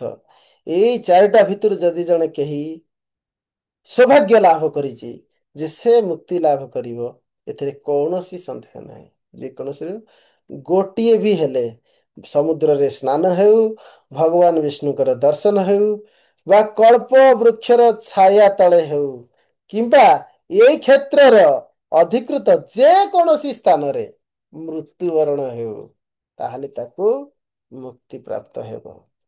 ଯୋ ଯତ୍ର ବିଷୟ ଭକ୍ତ୍ୟା ବିଶ୍ୱାସଂ କୁରୁତେ ନରଃ ସ ତୁ ତେନୈବ ମୁଚ୍ୟନ୍ତେ ନେତୃଶଂ ତୀର୍ଥମସ୍ତି ବହି। ଏଇ ଯୋଉ ଶ୍ଲୋକ, ଏଟାକୁ ମୁଁ ବାରମ୍ବାର କହେ। ବିଶେଷତଃ ମୁଁ ଭକ୍ତି ବେଦାନ୍ତ ଇନଷ୍ଟିଚ୍ୟୁଟରେ ସଦସ୍ୟ। ଆମର ଲକ୍ଷ୍ୟ ଯେ ସମସ୍ତ ଧର୍ମ ମଧ୍ୟରେ ସମନ୍ୱୟ ଆଣିବା, ଏବଂ ଶ୍ରୀକ୍ଷେତ୍ର ସମସ୍ତ ସମନ୍ୱୟର କ୍ଷେତ୍ର। ପ୍ରତ୍ୟେକ ଧର୍ମର ବ୍ୟକ୍ତି ଯେ ଭଗବାନ ଜଗନ୍ନାଥଙ୍କୁ ଈଶ୍ୱର ରୂପେ ବିଶ୍ୱାସ କରେ, ଭଗବାନ ଈଶ୍ୱରଙ୍କୁ କେହି ନିରାକାର ଭାବୁ, କେହି ସାକାର ଭାବୁ, କେହି ବୁଦ୍ଧ ଭାବୁ, କି କେହି କୃଷ୍ଣ ଭାବୁ, କେହି ଶିବ ଭାବୁ, କିଏ ଶକ୍ତି ଭାବୁ, କି କିଏ ବ୍ରହ୍ମା ଭାବୁ, ଯେ ଯେକୌଣସି ଭାବନା ନାହିଁ, ଭଗବାନଙ୍କୁ ଈଶ୍ୱର ଜ୍ଞାନରେ ସାଧନା ଭକ୍ତି ଏବଂ ଏଇ କ୍ଷେତ୍ରରେ ବାସ କରେ, ବିଶ୍ୱାସର ସହିତ ପୂଜା କରେ, ସେ ନିଶ୍ଚିତ ଭାବରେ ମୁକ୍ତି ଲାଭ କରିବ। ଏ ଶ୍ରୀକ୍ଷେତ୍ର ହେଉଛି ସମନ୍ୱୟର କ୍ଷେତ୍ର। ସମନ୍ୱୟ ବିଷୟରେ ଭଗବାନ ଚୈତନ୍ୟ ମହାପ୍ରଭୁ ମଧ୍ୟ କହିଯାଇଛନ୍ତି ଯେ ସଂସାରରେ ନିରାସକ୍ତ ବା ବୈରାଗୀ, ସେମାନେ ବୈରାଗ୍ୟ ଆଚରଣ କରନ୍ତୁ, ବା କୃଷ୍ଣର ସଂସାର କର ଛାଡ଼ି ଅନାଚାର। ଜୀବେ ଦୟା କୃଷ୍ଣ ନାମ। କୃଷ୍ଣ ନାମ ଅର୍ଥାତ୍ କୃଷ୍ଣଙ୍କ ପ୍ରତି ଭକ୍ତି, ସମର୍ପଣ, ସେବା ବା ନବଦା ଭକ୍ତି, ଏସବୁ କୃଷ୍ଣ ନାମ ଅନ୍ତର୍ଗତ। ଜୀବ ପ୍ରତି ଦୟା ସ୍ୱଭାବ, ଅର୍ଥାତ୍ ମନ ମଧ୍ୟରେ ବିନୟତା ଭାବ, ଅନ୍ୟ ପ୍ରତି ଦୟା ଭାବ, ଅନ୍ୟକୁ କଷ୍ଟ ନ ଦେବା, ଅନ୍ୟର କଲ୍ୟାଣ କାମନା କରିବା, ବସୁଧୈବ କୁଟୁମ୍ବକମ୍ ଚିନ୍ତାଧାରାରେ ଆସିବା, ଏ ଯୋଉ ସନାତନ ଧର୍ମ, ତାହାର ହିଁ ମୁଖ୍ୟ ବିଚାର। ସନାତନ ଧର୍ମ ହିଁ ସମନ୍ୱୟ ଧର୍ମ। ସନାତନ ଧର୍ମ ଏକ ନିର୍ଦ୍ଦିଷ୍ଟ ଧର୍ମ ନୁହଁ। ସନାତନ ଧର୍ମ ମଧ୍ୟରୁ ଅନ୍ୟ ସମସ୍ତ ଧର୍ମ ଆସିଅଛି। ତେଣୁକରି ସନାତନ ହେଉଛି ମୂଳ, ଯାହାର ମଧ୍ୟରୁ ସମସ୍ତେ ବିଭିନ୍ନ ବିଭିନ୍ନ ଅଙ୍ଗ ନେଇ ଭିନ୍ନ ଭିନ୍ନ ଏକ ଅଙ୍ଗକୁ ଉପଯୁକ୍ତ ଭାବରେ ବା ବିଭିନ୍ନ ପ୍ରକାର ବିକାର ଭାବରେ ଆବଶ୍ୟକତା ଅନୁଯାୟୀ ସେଇ ବ୍ୟକ୍ତି ବିଶେଷ ବା ସେଇ ଲୋକ ବିଶେଷ ବା ସେଇ ଗୋଷ୍ଠୀ ସମୂହ ବିଶେଷଙ୍କର ବିଚାରଧାରା ଅନୁଯାୟୀ ଏକ ଧର୍ମର ପ୍ରତିପାଦନ କରିଥାନ୍ତି। କିନ୍ତୁ ଆମେ ଯଦି ପୁନରାୟ ସେ ସମନ୍ୱୟକୁ ଫେରିଯିବା, ତାହେଲେ କୃଷ୍ଣ ନାମ ଜୀବେ ଦୟା ସର୍ବଧର୍ମ ସାର। କୃଷ୍ଣ ନାମ, କୃଷ୍ଣକୁ ବ୍ୟକ୍ତି ଭାବି ବ୍ୟକ୍ତିଗତ ଭାବରେ ଯେଉଁମାନେ ଉପାସନା କରନ୍ତି, ସେମାନେ ହେଲେ ସାକାରବାଦୀ। ଭଗବାନଙ୍କୁ ଯେଉଁମାନେ ନିରାକାର ଭାବରେ ଉପାସନା କରନ୍ତି, ସେମାନେ ହେଲେ ନିରାକାରବାଦୀ। ତେଣୁକରି ଈଶ୍ୱର ଶବ୍ଦ ଯେଉଁମାନେ ବ୍ୟବହାର କରନ୍ତି, ସେମାନେ ନାମ କିଛି ବି ନେଇପାରନ୍ତି ଯେ ଏ ଈଶ୍ୱର। ଯେତେବେଳେ ଈଶ୍ୱରଙ୍କର ଚରିତ୍ର ବା ଈଶ୍ୱରଙ୍କର ଗୁଣ, ଈଶ୍ୱରଙ୍କର ରୂପ ଏସବୁ ବିଚାରକୁ ଆସେ, କେହି ରୂପ ସ୍ୱୀକାର କରନ୍ତି, କେହି ନିରାକାର କରନ୍ତି। କିନ୍ତୁ ଗୁଣ, କେହି ବିଭିନ୍ନ ଗୁଣର ବ୍ୟାଖ୍ୟା କରନ୍ତି ପୂର୍ଣ୍ଣତା ଭାବରେ, କେହି କିଛି ନିର୍ଦ୍ଦିଷ୍ଟ ଗୁଣର ବ୍ୟାଖ୍ୟା କରନ୍ତି, କିଛି ଅନ୍ୟ ଗୁଣର ବିଚାର କରନ୍ତି ନାହିଁ। ଏସବୁ ତାରତମ୍ୟ ଆସିପାରେ, କିନ୍ତୁ ଯେହେତୁ ସେ ଈଶ୍ୱର ସମ୍ବନ୍ଧୀୟ ବିଚାରଧାରାରେ ଆବଦ୍ଧ, ତାହା ହିଁ ସମନ୍ୱୟତା। ଏଇ ସମନ୍ୱୟତା ଆଣିବା ଶ୍ରୀକ୍ଷେତ୍ରରେ ଭଗବାନ ଜଗନ୍ନାଥ ଏବଂ ମାତା ଲକ୍ଷ୍ମୀ ଏଇ ସମନ୍ୱୟତାକୁ ପ୍ରାଧାନ୍ୟ ଦେଇଛନ୍ତି। ନିଜେ ମାତା ହିଁ ଲକ୍ଷ୍ମୀ ଏଇ କଥା କହୁଛନ୍ତି ଯେ ଯେଉଁ ବିଷୟରେ ଭକ୍ତି କରେ ଏବଂ ବିଶ୍ୱାସ ଉତ୍ପନ୍ନ କରିଥାଏ ସେ ସେଇଥିରେ ମୁକ୍ତି ଲାଭ କରିପାରିବ। ଏହି ଶ୍ରୀକ୍ଷେତ୍ର ମଧ୍ୟରେ ଯେଉଁ ବ୍ୟକ୍ତି ଯେକୌଣସି ବିଷୟରେ ଭକ୍ତିର ସହିତ ବିଶ୍ୱାସ କରେ ଏବଂ ସେଇ ସାଧନା ମାଧ୍ୟମରେ ସେ ମୁକ୍ତି ଲାଭ କରିପାରିବ। ଏତତ୍ ଉକ୍ତ୍ୟା ଅନ୍ୟ ତୀର୍ଥେଷୁ ବିଦଧାତିରୁଚିନ୍ତବଃ ନ୍यूनं समाय विष्णुर्वञ्चितलोभलालसः उपदेशेन बहुना न प्रयोजनमस्ति ते प्रत्यक्ष हि अनुभूत अयं करोट विष्णुरूपधृ। ଅତଏବ ଏ ପ୍ରକାର ତୀର୍ଥ ଆଉ କେଉଁଠାରେ ହେଲେ ମଧ୍ୟ ନାହିଁ। ଯେଉଁ ବ୍ୟକ୍ତି ଉକ୍ତ ତୀର୍ଥକୁ ପରିତ୍ୟାଗ କରି ଲୋଭ ଲାଳସାରେ ତୀର୍ଥାନ୍ତର ଅଭିଳାଷ କରେ ସେ ନିଶ୍ଚୟ ବିଷ୍ଣୁମୟ ଦ୍ୱାରା ମୁକ୍ତି ଲାଭରୁ ବଞ୍ଚିତ ହୁଏ, ଅର୍ଥାତ ମୁକ୍ତି ଲାଭ ପାଇପାରିବନି। ତୁମ୍ଭ ପ୍ରତି ଅଧିକ ଉପଦେଶ ଦେବାର କିଛି ପ୍ରୟୋଜନ ନାହିଁ, କାରଣ ପ୍ରତ୍ୟକ୍ଷ ଭାବରେ ତୁମେ ଦେଖିଲ ଯେ କିପରି ଏକ କାଉ ବିଷ୍ଣୁ ରୂପ ଧାରଣ କରି ମୁକ୍ତି ଲାଭ କରିପାରୁଛି। ଅନ୍ତର୍ବେଦୀ ରକ୍ଷଣାର୍ଥଂ ଶକ୍ତୟୋ ଅଷ୍ଟୌ ପ୍ରକଳ୍ପିତାଃ ଉଗ୍ରେଣ ତପସ୍ୟା ପୂର୍ବଂ ଅହଂ ରୁଦ୍ରେଣ ଭାବିତା ପତ୍ନ୍ୟರ್ಥଂ ସା ମୟା ସୃଷ୍ଟା ଗୌରୀ ତସ୍ୟାତ୍ ଭାବିନି ସର୍ବସୌନ୍ଦର୍ଯ୍ୟ ବସତିର୍ବପୁଷୋ ମେ ବିନିର୍ଗତା। ଅନ୍ତର୍ଦେବୀ ରକ୍ଷା ନିମନ୍ତେ ମୁଁ 8 ଗୋଟି ଶକ୍ତିର କଳ୍ପନା କରିଥିଲି। ପରେ ପତ୍ନୀ ନିମିତ୍ତ ମହାଦେବଙ୍କ ଦ୍ୱାରା ଯେତେବେଳେ ଉଗ୍ର ତପସ୍ୟା କରି ସେ ମୋର ଉପାସନା କରିଥିଲେ ମୁଁ ମୋ ନିଜ ଶରୀରର ସର୍ବ ସୌନ୍ଦର୍ଯ୍ୟଶାଳିନୀ ଗୌରୀ ଦେବୀଙ୍କୁ ତାହାଙ୍କ ପତ୍ନୀ ରୂପରେ ସର୍ଜନା କରି ତାଙ୍କୁ ପ୍ରଦାନ କରିଥିଲି। କିଏ କହୁଛନ୍ତି? ମାତା ଲକ୍ଷ୍ମୀ କହୁଛନ୍ତି। ତଦା ଦିଷ୍ଟା ମୟା ଭଦ୍ରେ ବଚନಂ ମେ ପ୍ରିୟಂ କୁରୁ ଅନ୍ତର୍ବେଦୀଂ ରକ୍ଷ ମମ ପରିତସ୍ତଂ ସ୍ୱମୂର୍ତ୍ତିଭି। ତାହାପରେ ମାତା ଗୌରୀଙ୍କୁ ମାତା ଲକ୍ଷ୍ମୀ ଆଦେଶ କରିଥିଲେ, ହେ ଭଦ୍ରେ ମୋ ବାକ୍ୟକୁ ଅନୁମୋଦନ ପୂର୍ବକ ତୁମ୍ଭର ମୂର୍ତ୍ତି ସମୂହ ଦ୍ୱାରା ଏ ଅନ୍ତର୍ବେଦୀର ଚତୁର୍ଦ୍ଦିଗ ରକ୍ଷା କର। सा तु तिष्ठति मत्प्रीतै अष्टदा दिक्षु संस्थिता मंगला बटमूले तु पश्चिमे विमला तथा शंखस्य पृष्ठभागे तु संस्थिता सर्वमंगला अर्धासिनी तथा लंबा कुबेर दिशि संस्थिता कालरात्रि दक्षिणस्यां पूर्वस्यां तु मरीचिका कालरात्र्यास्तथा पश्चात चंडरूपा व्यवस्थिता। एपरि 8ଟି ଶକ୍ତି ଅଷ୍ଟ ଦିଗରେ ଅବସ୍ଥାପିତ ହୋଇ ଗୌରୀଙ୍କର 8 ପ୍ରକାର ଶକ୍ତି ଅନ୍ତର୍ବେଦୀର ସୁରକ୍ଷା କରୁଛନ୍ତି। ଏହା ସ୍କନ୍ଦ ପୁରାଣ 4th ଅଧ୍ୟାୟ 48 ନମ୍ବର ଶ୍ଲୋକ ଶ୍ରୀକ୍ଷେତ୍ର ପୁରୁଷୋତ୍ତମ କ୍ଷେତ୍ର ମହାତ୍ମ୍ୟ, ଯାହାକି ବିଷ୍ଣୁ ଖଣ୍ଡରେ ଅଛି। ସେଇ ଗୌରୀ ମୋ ପ୍ରୀତି ନିମିତ୍ତ 8 ପ୍ରକାର ମୂର୍ତ୍ତି ଧାରଣ କରି ଅଷ୍ଟ ଦିଗରେ ସଂସ୍ଥିତ ହୋଇଛନ୍ତି, ଯଥା ବଟମୂଳ କୋଉଠି? ଅଗ୍ନିକୋଣରେ ମଙ୍ଗଳା, ପଶ୍ଚିମରେ ବିମଳା, ଶଙ୍ଖର ପୃଷ୍ଠଭାଗ ବା ବାୟୁ କୋଣରେ ସର୍ବମଙ୍ଗଳା, ଉତ୍ତର ଦିଗରେ ଅର୍ଦ୍ଧାସିନୀ, ଈଶାନ୍ୟ କୋଣରେ ଆଲମ୍ବା, ଦକ୍ଷିଣରେ କାଳରାତ୍ରି, ପୂର୍ବ ଦିଗରେ ମରୀଚିକା ଏବଂ ନୈಋତ କୋଣରେ ଚଣ୍ଡରୂପା ନାମକ ଶକ୍ତି ରହିଛନ୍ତି।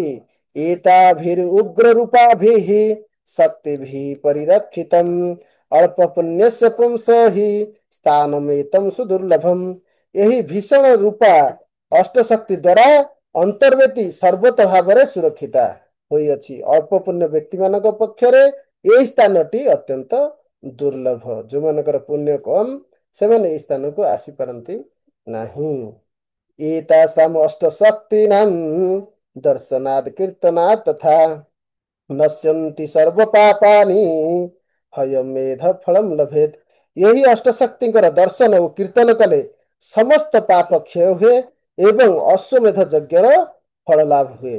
ରୁଦ୍ରାଣ୍ୟାଂଶ୍ଚ ଅଷ୍ଟଧା ଭେଦಂ ଦୃଷ୍ଟା ରୁଦ୍ରୋऽପି ଶଙ୍କରଃ ଆତ୍ମାନାମ୍ ଅଷ୍ଟଧା ଭିତ୍ତ୍ୱା ଉପାସ୍ତେ ପରମେଶ୍ୱରମ୍। ଭଗବାନ ଶଙ୍କର ରୁଦ୍ରାଣୀଙ୍କର 8 ପ୍ରକାର ଭେଦ ଦର୍ଶନ କରି ନିଜେ ରୁଦ୍ର ରୂପରେ ଆତ୍ମାକୁ 8 ପ୍ରକାର ଭେଦ କରି ପରମେଶ୍ୱରଙ୍କ ଉପାସନା କରିଥିଲେ। ଆରାଧ୍ୟ ତପସାମ୍ ବିଷ୍ଣୁ ପ୍ରାର୍ଥୟେଦ୍ ବରମୁତ୍ତମମ୍ ଯତ୍ର ତ୍ୱମ୍ ଦେବଂ ତତ୍ରାହଂ ବସାମି ଯଥା ସୁଖମ୍। ସେ ବିଷ୍ଣୁଙ୍କୁ ତପସ୍ୟା ଦ୍ୱାରା ଆରାଧନ କରି ଏହି ବର ପ୍ରାର୍ଥନା କରି କହିଲେ, ହେ ଦେବ ଆପଣ ଯେଉଁ ସ୍ଥାନରେ ବାସ କରିବେ ମୁଁ ମଧ୍ୟ ସେହି ସ୍ଥାନରେ ସୁଖର ସହିତ ବାସ କରିବି। ତାମ୍ ଅମୃତ କମଳାକାନ୍ତ ନାନ୍ୟ ନିବୃତ୍ତି କାରଣମ୍ अंतर्जामिन प्रभु में त्वं ताम बीन विग्रह कुतः मूढ़ास्तु त्वां न जानन्ति रुष्यन्ति विषये अशुचौ निर्मलांबर संकाशम त्वामहं शरणं गतः। हे कमलाकांत, ଆପଣଙ୍କ ବ୍ୟତୀତ କେହି ହେଲେ ମୁକ୍ତିର କାରଣ ନୁହନ୍ତି। हे प्रभु, ତୁମେ ମୋର ଅନ୍ତର୍ଯାମୀ। ତୁମ୍ଭ ବିନା ମୋର ବା ବିଗ୍ରହ ଶରୀର କିପରି ସୃଷ୍ଟି ହେବ? ତୁମ୍ଭକୁ ଜାଣି ନ ପାରି ଅଶୁଚି ବିଷୟ ଭୋଗରେ ଲିପ୍ତ ରହି ମୂଢ ବ୍ୟକ୍ତିମାନେ ହର୍ଷ ପ୍ରକାଶ କରିଥାନ୍ତି। ହେ ନିର୍ମଳ ଗଗନ ସନ୍ନିଭ ଦେବ, ମୁଁ ତୁମ୍ଭର ଶରଣାପନ୍ନ ହେଲି। ଏହା କହି ଶିବଜୀ ଭଗବାନଙ୍କର ଶରଣାପନ୍ନ ହୋଇ ଅଷ୍ଟ ରୂପରେ ଭଗବାନଙ୍କର ଅନ୍ତର୍ବେଦୀ ଶ୍ରୀକ୍ଷେତ୍ର ଧାମର ସୁରକ୍ଷା କରୁଛନ୍ତି। जैमिनुवाच भगवन् अपि तं रुद्रं क्षेत्रस्वामितया विभुः स्थापयामास परितः स्वयं मध्ये व्यवस्थितः। जैमिनी कहले, धामेश्वर भगवान से अष्ट प्रकार शक्तिरे विभक्त होई रुद्रଙ୍କର କ୍ଷେତ୍ରର ସବୁ ଦିଗରେ ସ୍ଥାପନ କରି ସ୍ୱୟଂ ମଧ୍ୟ ଭାଗରେ ଅବସ୍ଥିତ ହେଲେ। କପାଳମୋଚନମ୍ ନାମ କ୍ଷେତ୍ରପାଳଂ ଜମେଶ୍ୱରମ୍ ମାର୍କଣ୍ଡେୟଂ ତଥେଶାନଂ ବିଶ୍ବେଶଂ ନୀଳକଣ୍ଠମ୍ वटमूले वटेशं च लिङ्गान्यष्टौ महेशितुः तानि दृष्ट्वा तथा सृष्ट्वा पूजयित्वा विमुच्यते। कपालमोचन, क्षेत्रपाल, जमेश्वर, मार्कंडेश्वर, ईशानेश्वर, विश्वेश्वर, नीलकंठ, बटमूଳରେ ବଟେଶ୍ୱର, ଏହିପରି ଶ୍ରୀ ମହାଦେବଙ୍କର ଏହି ଅଷ୍ଟଲିଙ୍ଗ ଦର୍ଶନ, ସ୍ପର୍ଶନ ଏବଂ ପୂଜନ କଲେ ସମସ୍ତେ ମୁକ୍ତି ଲାଭ କରନ୍ତି। ଅତ୍ର କ୍ଷେତ୍ରେ ମୃତା ଯେ च न तेषां त्वं प्रभुर्जमः ଯଦର୍ଥମାମ୍ ଆଗତସ୍ତ୍ୱଂ ହି ତଦନ୍ୟତ୍ର ପ୍ରସାଦୟ। ଅତଏବ ହେ ଯମରାଜ, ଏ କ୍ଷେତ୍ରରେ ମୃତ ବ୍ୟକ୍ତିମାନଙ୍କର ତୁମେ ପ୍ରଭୁ ହୋଇନପାର, କିନ୍ତୁ ଯେ ନିମିତ୍ତ ଆଗମନ କରିଛ ତାହା ଅନ୍ୟ ସମସ୍ତ କ୍ଷେତ୍ରରେ କାର୍ଯ୍ୟକାରୀ କରିପାରିବ। ଉପଦେଶ୍ୟ ଜମାୟଥମ୍ ଶ୍ରୀରୁବାଚ ପିତାମହମ୍ ଭଗବାନ୍ନାଭିପଦ୍ମଜୋନେ ଅବଧାରୟ। ଲକ୍ଷ୍ମୀ ଦେବୀ ଯମଙ୍କୁ ଏହି ପ୍ରକାର ଉପଦେଶ ପ୍ରଦାନ କରି ପିତାମହ ବ୍ରହ୍ମା କହିଲେ, ହେ ବ୍ରହ୍ମା, ଆପଣ ଅବଧାରଣ କରନ୍ତୁ। ଆପଣ ଭଗବାନଙ୍କ ନାଭି ପଦ୍ମରୁ ଜନ୍ମ ହୋଇଛନ୍ତି।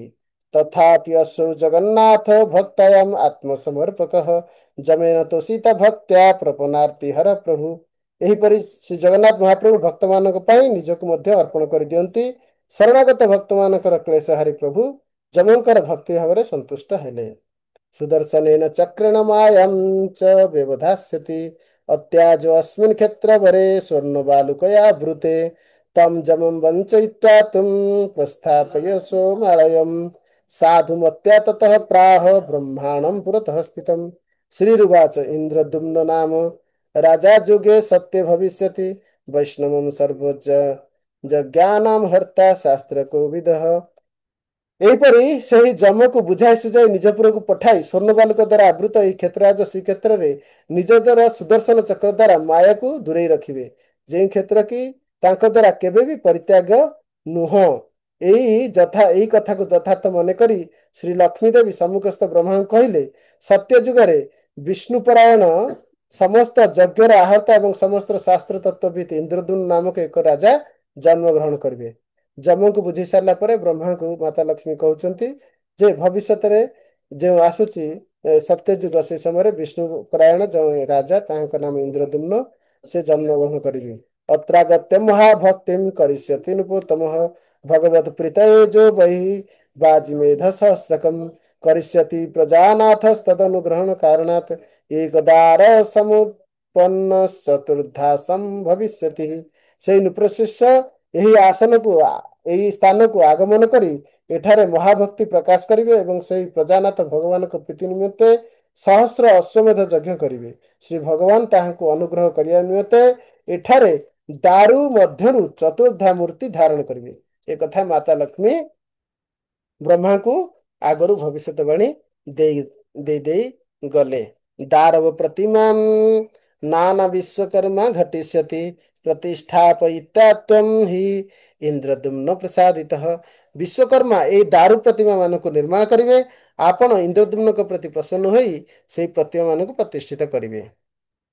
अस्माकं सदृशिनां च प्रतिमानां पितामह त्वदाज्ञातः प्रतिष्ठा हि घटना च भविष्यति। हे पितामह, ଆମ୍ଭମାନଙ୍କର ସଦୃଶ ପ୍ରତିମା ତୁମ୍ଭ ଆଜ୍ଞା ଦ୍ୱାରା ପ୍ରତିଷ୍ଠା ଓ ନିର୍ମାଣ ହେବ। जमिनिरुवाच इति श्रुत्वा श्रियो वाक्यं चतुर्वक्तो जमश्च सः स्वस्वं पुरं जग्मतुस्तौ मुदा परमयाजितौ क्षेत्रस्य महिमानन्त्यं संसृत्य च मुहुर्मुहुः विस्मयने च हर्षेण ରୋମାଞ୍ଚାଞ୍ଚିତ ବିଗ୍ରହ। ଶ୍ରୀ ଜୈମିନୀ କହିଲେ ଶ୍ରୀ ଲକ୍ଷ୍ମୀଦେବଙ୍କର ବାକ୍ୟ ବ୍ରହ୍ମା ଓ ଯମରାଜ ଶ୍ରବଣ କରି ପରମ ପ୍ରୀତି ଲାଭ ପୂର୍ବକ କ୍ଷେତ୍ରର ଅନନ୍ତ ମହିମା ବାରମ୍ବାର ସ୍ମରଣ କରି ବିସ୍ମୟ ଓ ଆନନ୍ଦରେ ରୋମାଞ୍ଚିତ ଶରୀରରେ ନିଜ ନିଜ ପୁରକୁ ପ୍ରତ୍ୟାବର୍ତ୍ତନ କଲେ।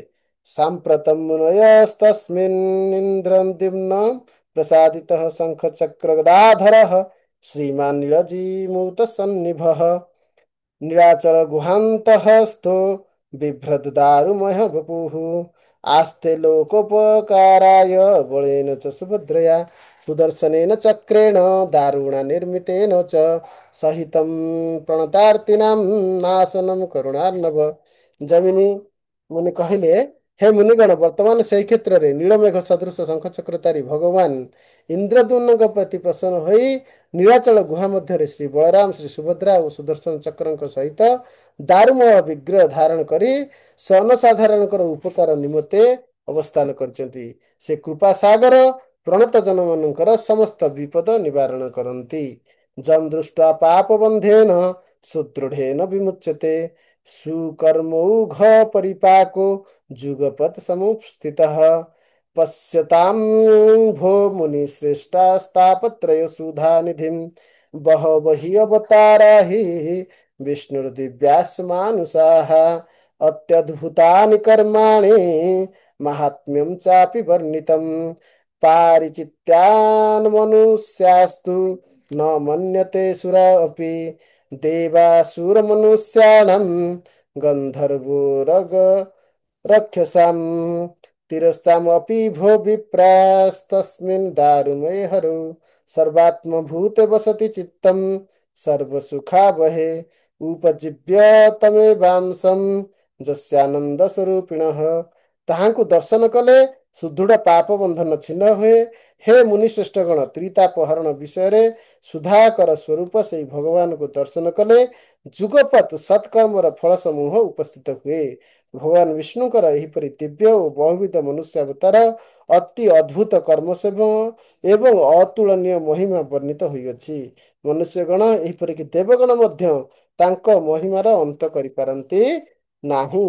ହେ ବିପ୍ରଗଣ ଦେବ ଦୈତ୍ୟ ଦାନବ ମାନବ ଗନ୍ଧର୍ବ ଉରଗ ରାକ୍ଷସ ତିର୍ଯକ ଜାତି ସମସ୍ତଙ୍କର ଚିତ୍ତ ଅଖିଳାତ୍ମଭୂତ ସର୍ବସୁଖାସ୍ପଦ ସେହି ଦାରୁମୟ ହରିଙ୍କ ଠାରେ ଅନୁରକ୍ତ ଓ ଏକାନ୍ତ ତତ୍ପର। ବ୍ରହ୍ମାଙ୍କ ଠାରୁ ଜୀବମାନଙ୍କର ବ୍ରହ୍ମଙ୍କ ଠାରୁ ଜୀବମାନଙ୍କର ସ୍ୱରୂପ ଭିନ୍ନ ନହେଲେ ମଧ୍ୟ ସେହି ଆନନ୍ଦ ସ୍ୱରୂପ ବ୍ରହ୍ମଙ୍କର ସୁଖାଂଶକୁ ଲାଭ କରି ଜୀବମାନେ ସୁଖୀ ହେଇଥାନ୍ତି। ବ୍ରହ୍ମଣଃ ଶ୍ରୁତିବାଗାହେ ଅତ୍ୟୁ ତତ୍ର ତ୍ରାଅନୁଭୂୟତେ ଦ୍ୟତି ସଂସାର ଦୁଃଖାନି ଦଦାତି ସୁଖମ ଅବ୍ୟୟମ୍। ଶ୍ରୁତି ବାକ୍ୟର ଏହି ତାତ୍ପର୍ଯ୍ୟ ଏଠାରେ ପୂର୍ଣ୍ଣ ରୂପରେ ଅନୁଭୂତ ହୁଏ। ଏହି ଶ୍ରୀ ବିଗ୍ରହ ସଂସାରର ସମସ୍ତ ଦୁଃଖ ବିନାଶ କରି ଅଭୟ ସୁଖ ପ୍ରଦାନ କରନ୍ତି। तस्माद् दारुमयं ब्रह्मं वेदान्तेषु उपगीयते न हि काष्ठमयि मोक्षं ददाति ପ୍ରତିମା କ୍ୱଚିତ୍। ଏଥିପାଇଁ ବେଦାନ୍ତରେ ଦାରୁମୟ ବ୍ରହ୍ମ ବୋଲି କୀର୍ତ୍ତିତ ହୋଇଛି। କେବଳ କାଷ୍ଠମୟୀ ପ୍ରତିମା କଦାପି ମୁକ୍ତି ପ୍ରଦାନ ନ କରିପାରେ। କୃତେନାକୃତତା ବିପ୍ରାହ କଦାଚିନ୍ନୋପଲଭ୍ୟତେ ଅକୃତ ହି ଅପବର୍ଗସ୍ତୁ କୃତାଦ୍ ବା ଦାରୁଣ କଥମ୍। ହେ ବିପ୍ରବୃନ୍ଦ ଯାହା କୃତ୍ରିମ ତହିଁରୁ ଅକୃତ୍ରିମ ମୋକ୍ଷ କିପରି ମିଳିପାରିବ? କାରଣ ଅପବର୍ଗ ଆକୃତ ଅକୃତ ଦାରୁ ବିଗ୍ରହ କୃତ ଅଟନ୍ତି। ଅର୍ଥାତ୍ ଯେ ଦାରୁ ବିଗ୍ରହ ସେ ଅପବର୍ଗ ପ୍ରଦାନକାରୀ ସେ ଅକୃତ ଅର୍ଥାତ୍ ମନୁଷ୍ୟ କୃତ ନୁହଁ। ସେ ଭଗବାନଙ୍କର ରୋମରୁ ଆସିଥିବା କଳ୍ପଦ୍ରୁମ ସେ ସାକ୍ଷାତ ଭଗବାନଙ୍କର ଶରୀର। ତେଣୁକରି ସାମାନ୍ୟ କାଷ୍ଠମୂର୍ତ୍ତି ମୁକ୍ତି ପ୍ରଦାନ କରିପାରିବ ନାହିଁ। ଅଧିଷ୍ଠାନಂ ବିନା ବ୍ରାହ୍ମ୍ୟମ୍ ଐଶ୍ୱର୍ଯ୍ୟଂ ନ ଉପଲଭ୍ୟତେ ରହସ୍ୟମେତତ୍ ପରଂ ବିଷ୍ଣୁ ସ୍ଥାନମ୍ ଅନୁତ୍ତମମ୍। ଅଧିଷ୍ଠାନ ଅର୍ଥାତ୍ ଆଶ୍ରୟ ବ୍ରହ୍ମଙ୍କ ବିନା କେବଳ ଦାରୁ ପ୍ରତିମାରେ ବ୍ରହ୍ମ ଐଶ୍ୱର୍ଯ୍ୟ ଉପଲବ୍ଧ ହୋଇପାରେ ନା। ଏହି କାରଣରୁ ଶ୍ରୀ ବିଷ୍ଣୁଙ୍କର ଉକ୍ତ କ୍ଷେତ୍ରଟି ପରମ ଗୋପନୀୟ ସ୍ଥାନ। अलौकिकी सा प्रतिमा लोकीति प्रकाशिता कुत्र श्रुत्वा वा दृष्टा वा प्रतिमा ବାହାରେ ଦିତି। ସେହି ଅଲୌକିକ ପ୍ରତିମା ଲୌକିକ ପରି ପ୍ରକାଶିତା କୌଣସି ସ୍ଥାନରେ ଶ୍ରବଣ ଯୋଗ୍ୟା ତ କେଉଁଠାରେ ଦର୍ଶନ ଯୋଗ୍ୟା।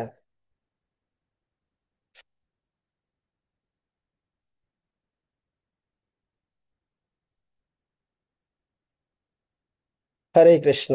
ଇଏ 82 ଶ୍ଲୋକ ପର୍ଯ୍ୟନ୍ତ ଆମେ ସାରିଲେ। ପଞ୍ଚମ ଅଧ୍ୟାୟ ଟିକେ ଅଧିକ ଅଛି। ଆମେ ଆଜି ଏଇଠାରେ ସଙ୍ଗ କରିବା। ବାକି 83 ଠାରୁ 111 ନମ୍ବର ଶ୍ଲୋକ ଏବଂ ଷଷ୍ଠ ଅଧ୍ୟାୟ, ପଞ୍ଚମ ଅଧ୍ୟାୟ ଅନ୍ୟ ଏକ କ୍ଲାସରେ ଆମେ ଆଲୋଚନା କରିବା। ହରେ କୃଷ୍ଣ। ଜୟ ଜଗନ୍ନାଥ ବଳଦେବ ସୁଭଦ୍ରା महारानी की जय। गुरु महाराज श्री श्रीपाद की जय। श्री प्रभुपाद की जय।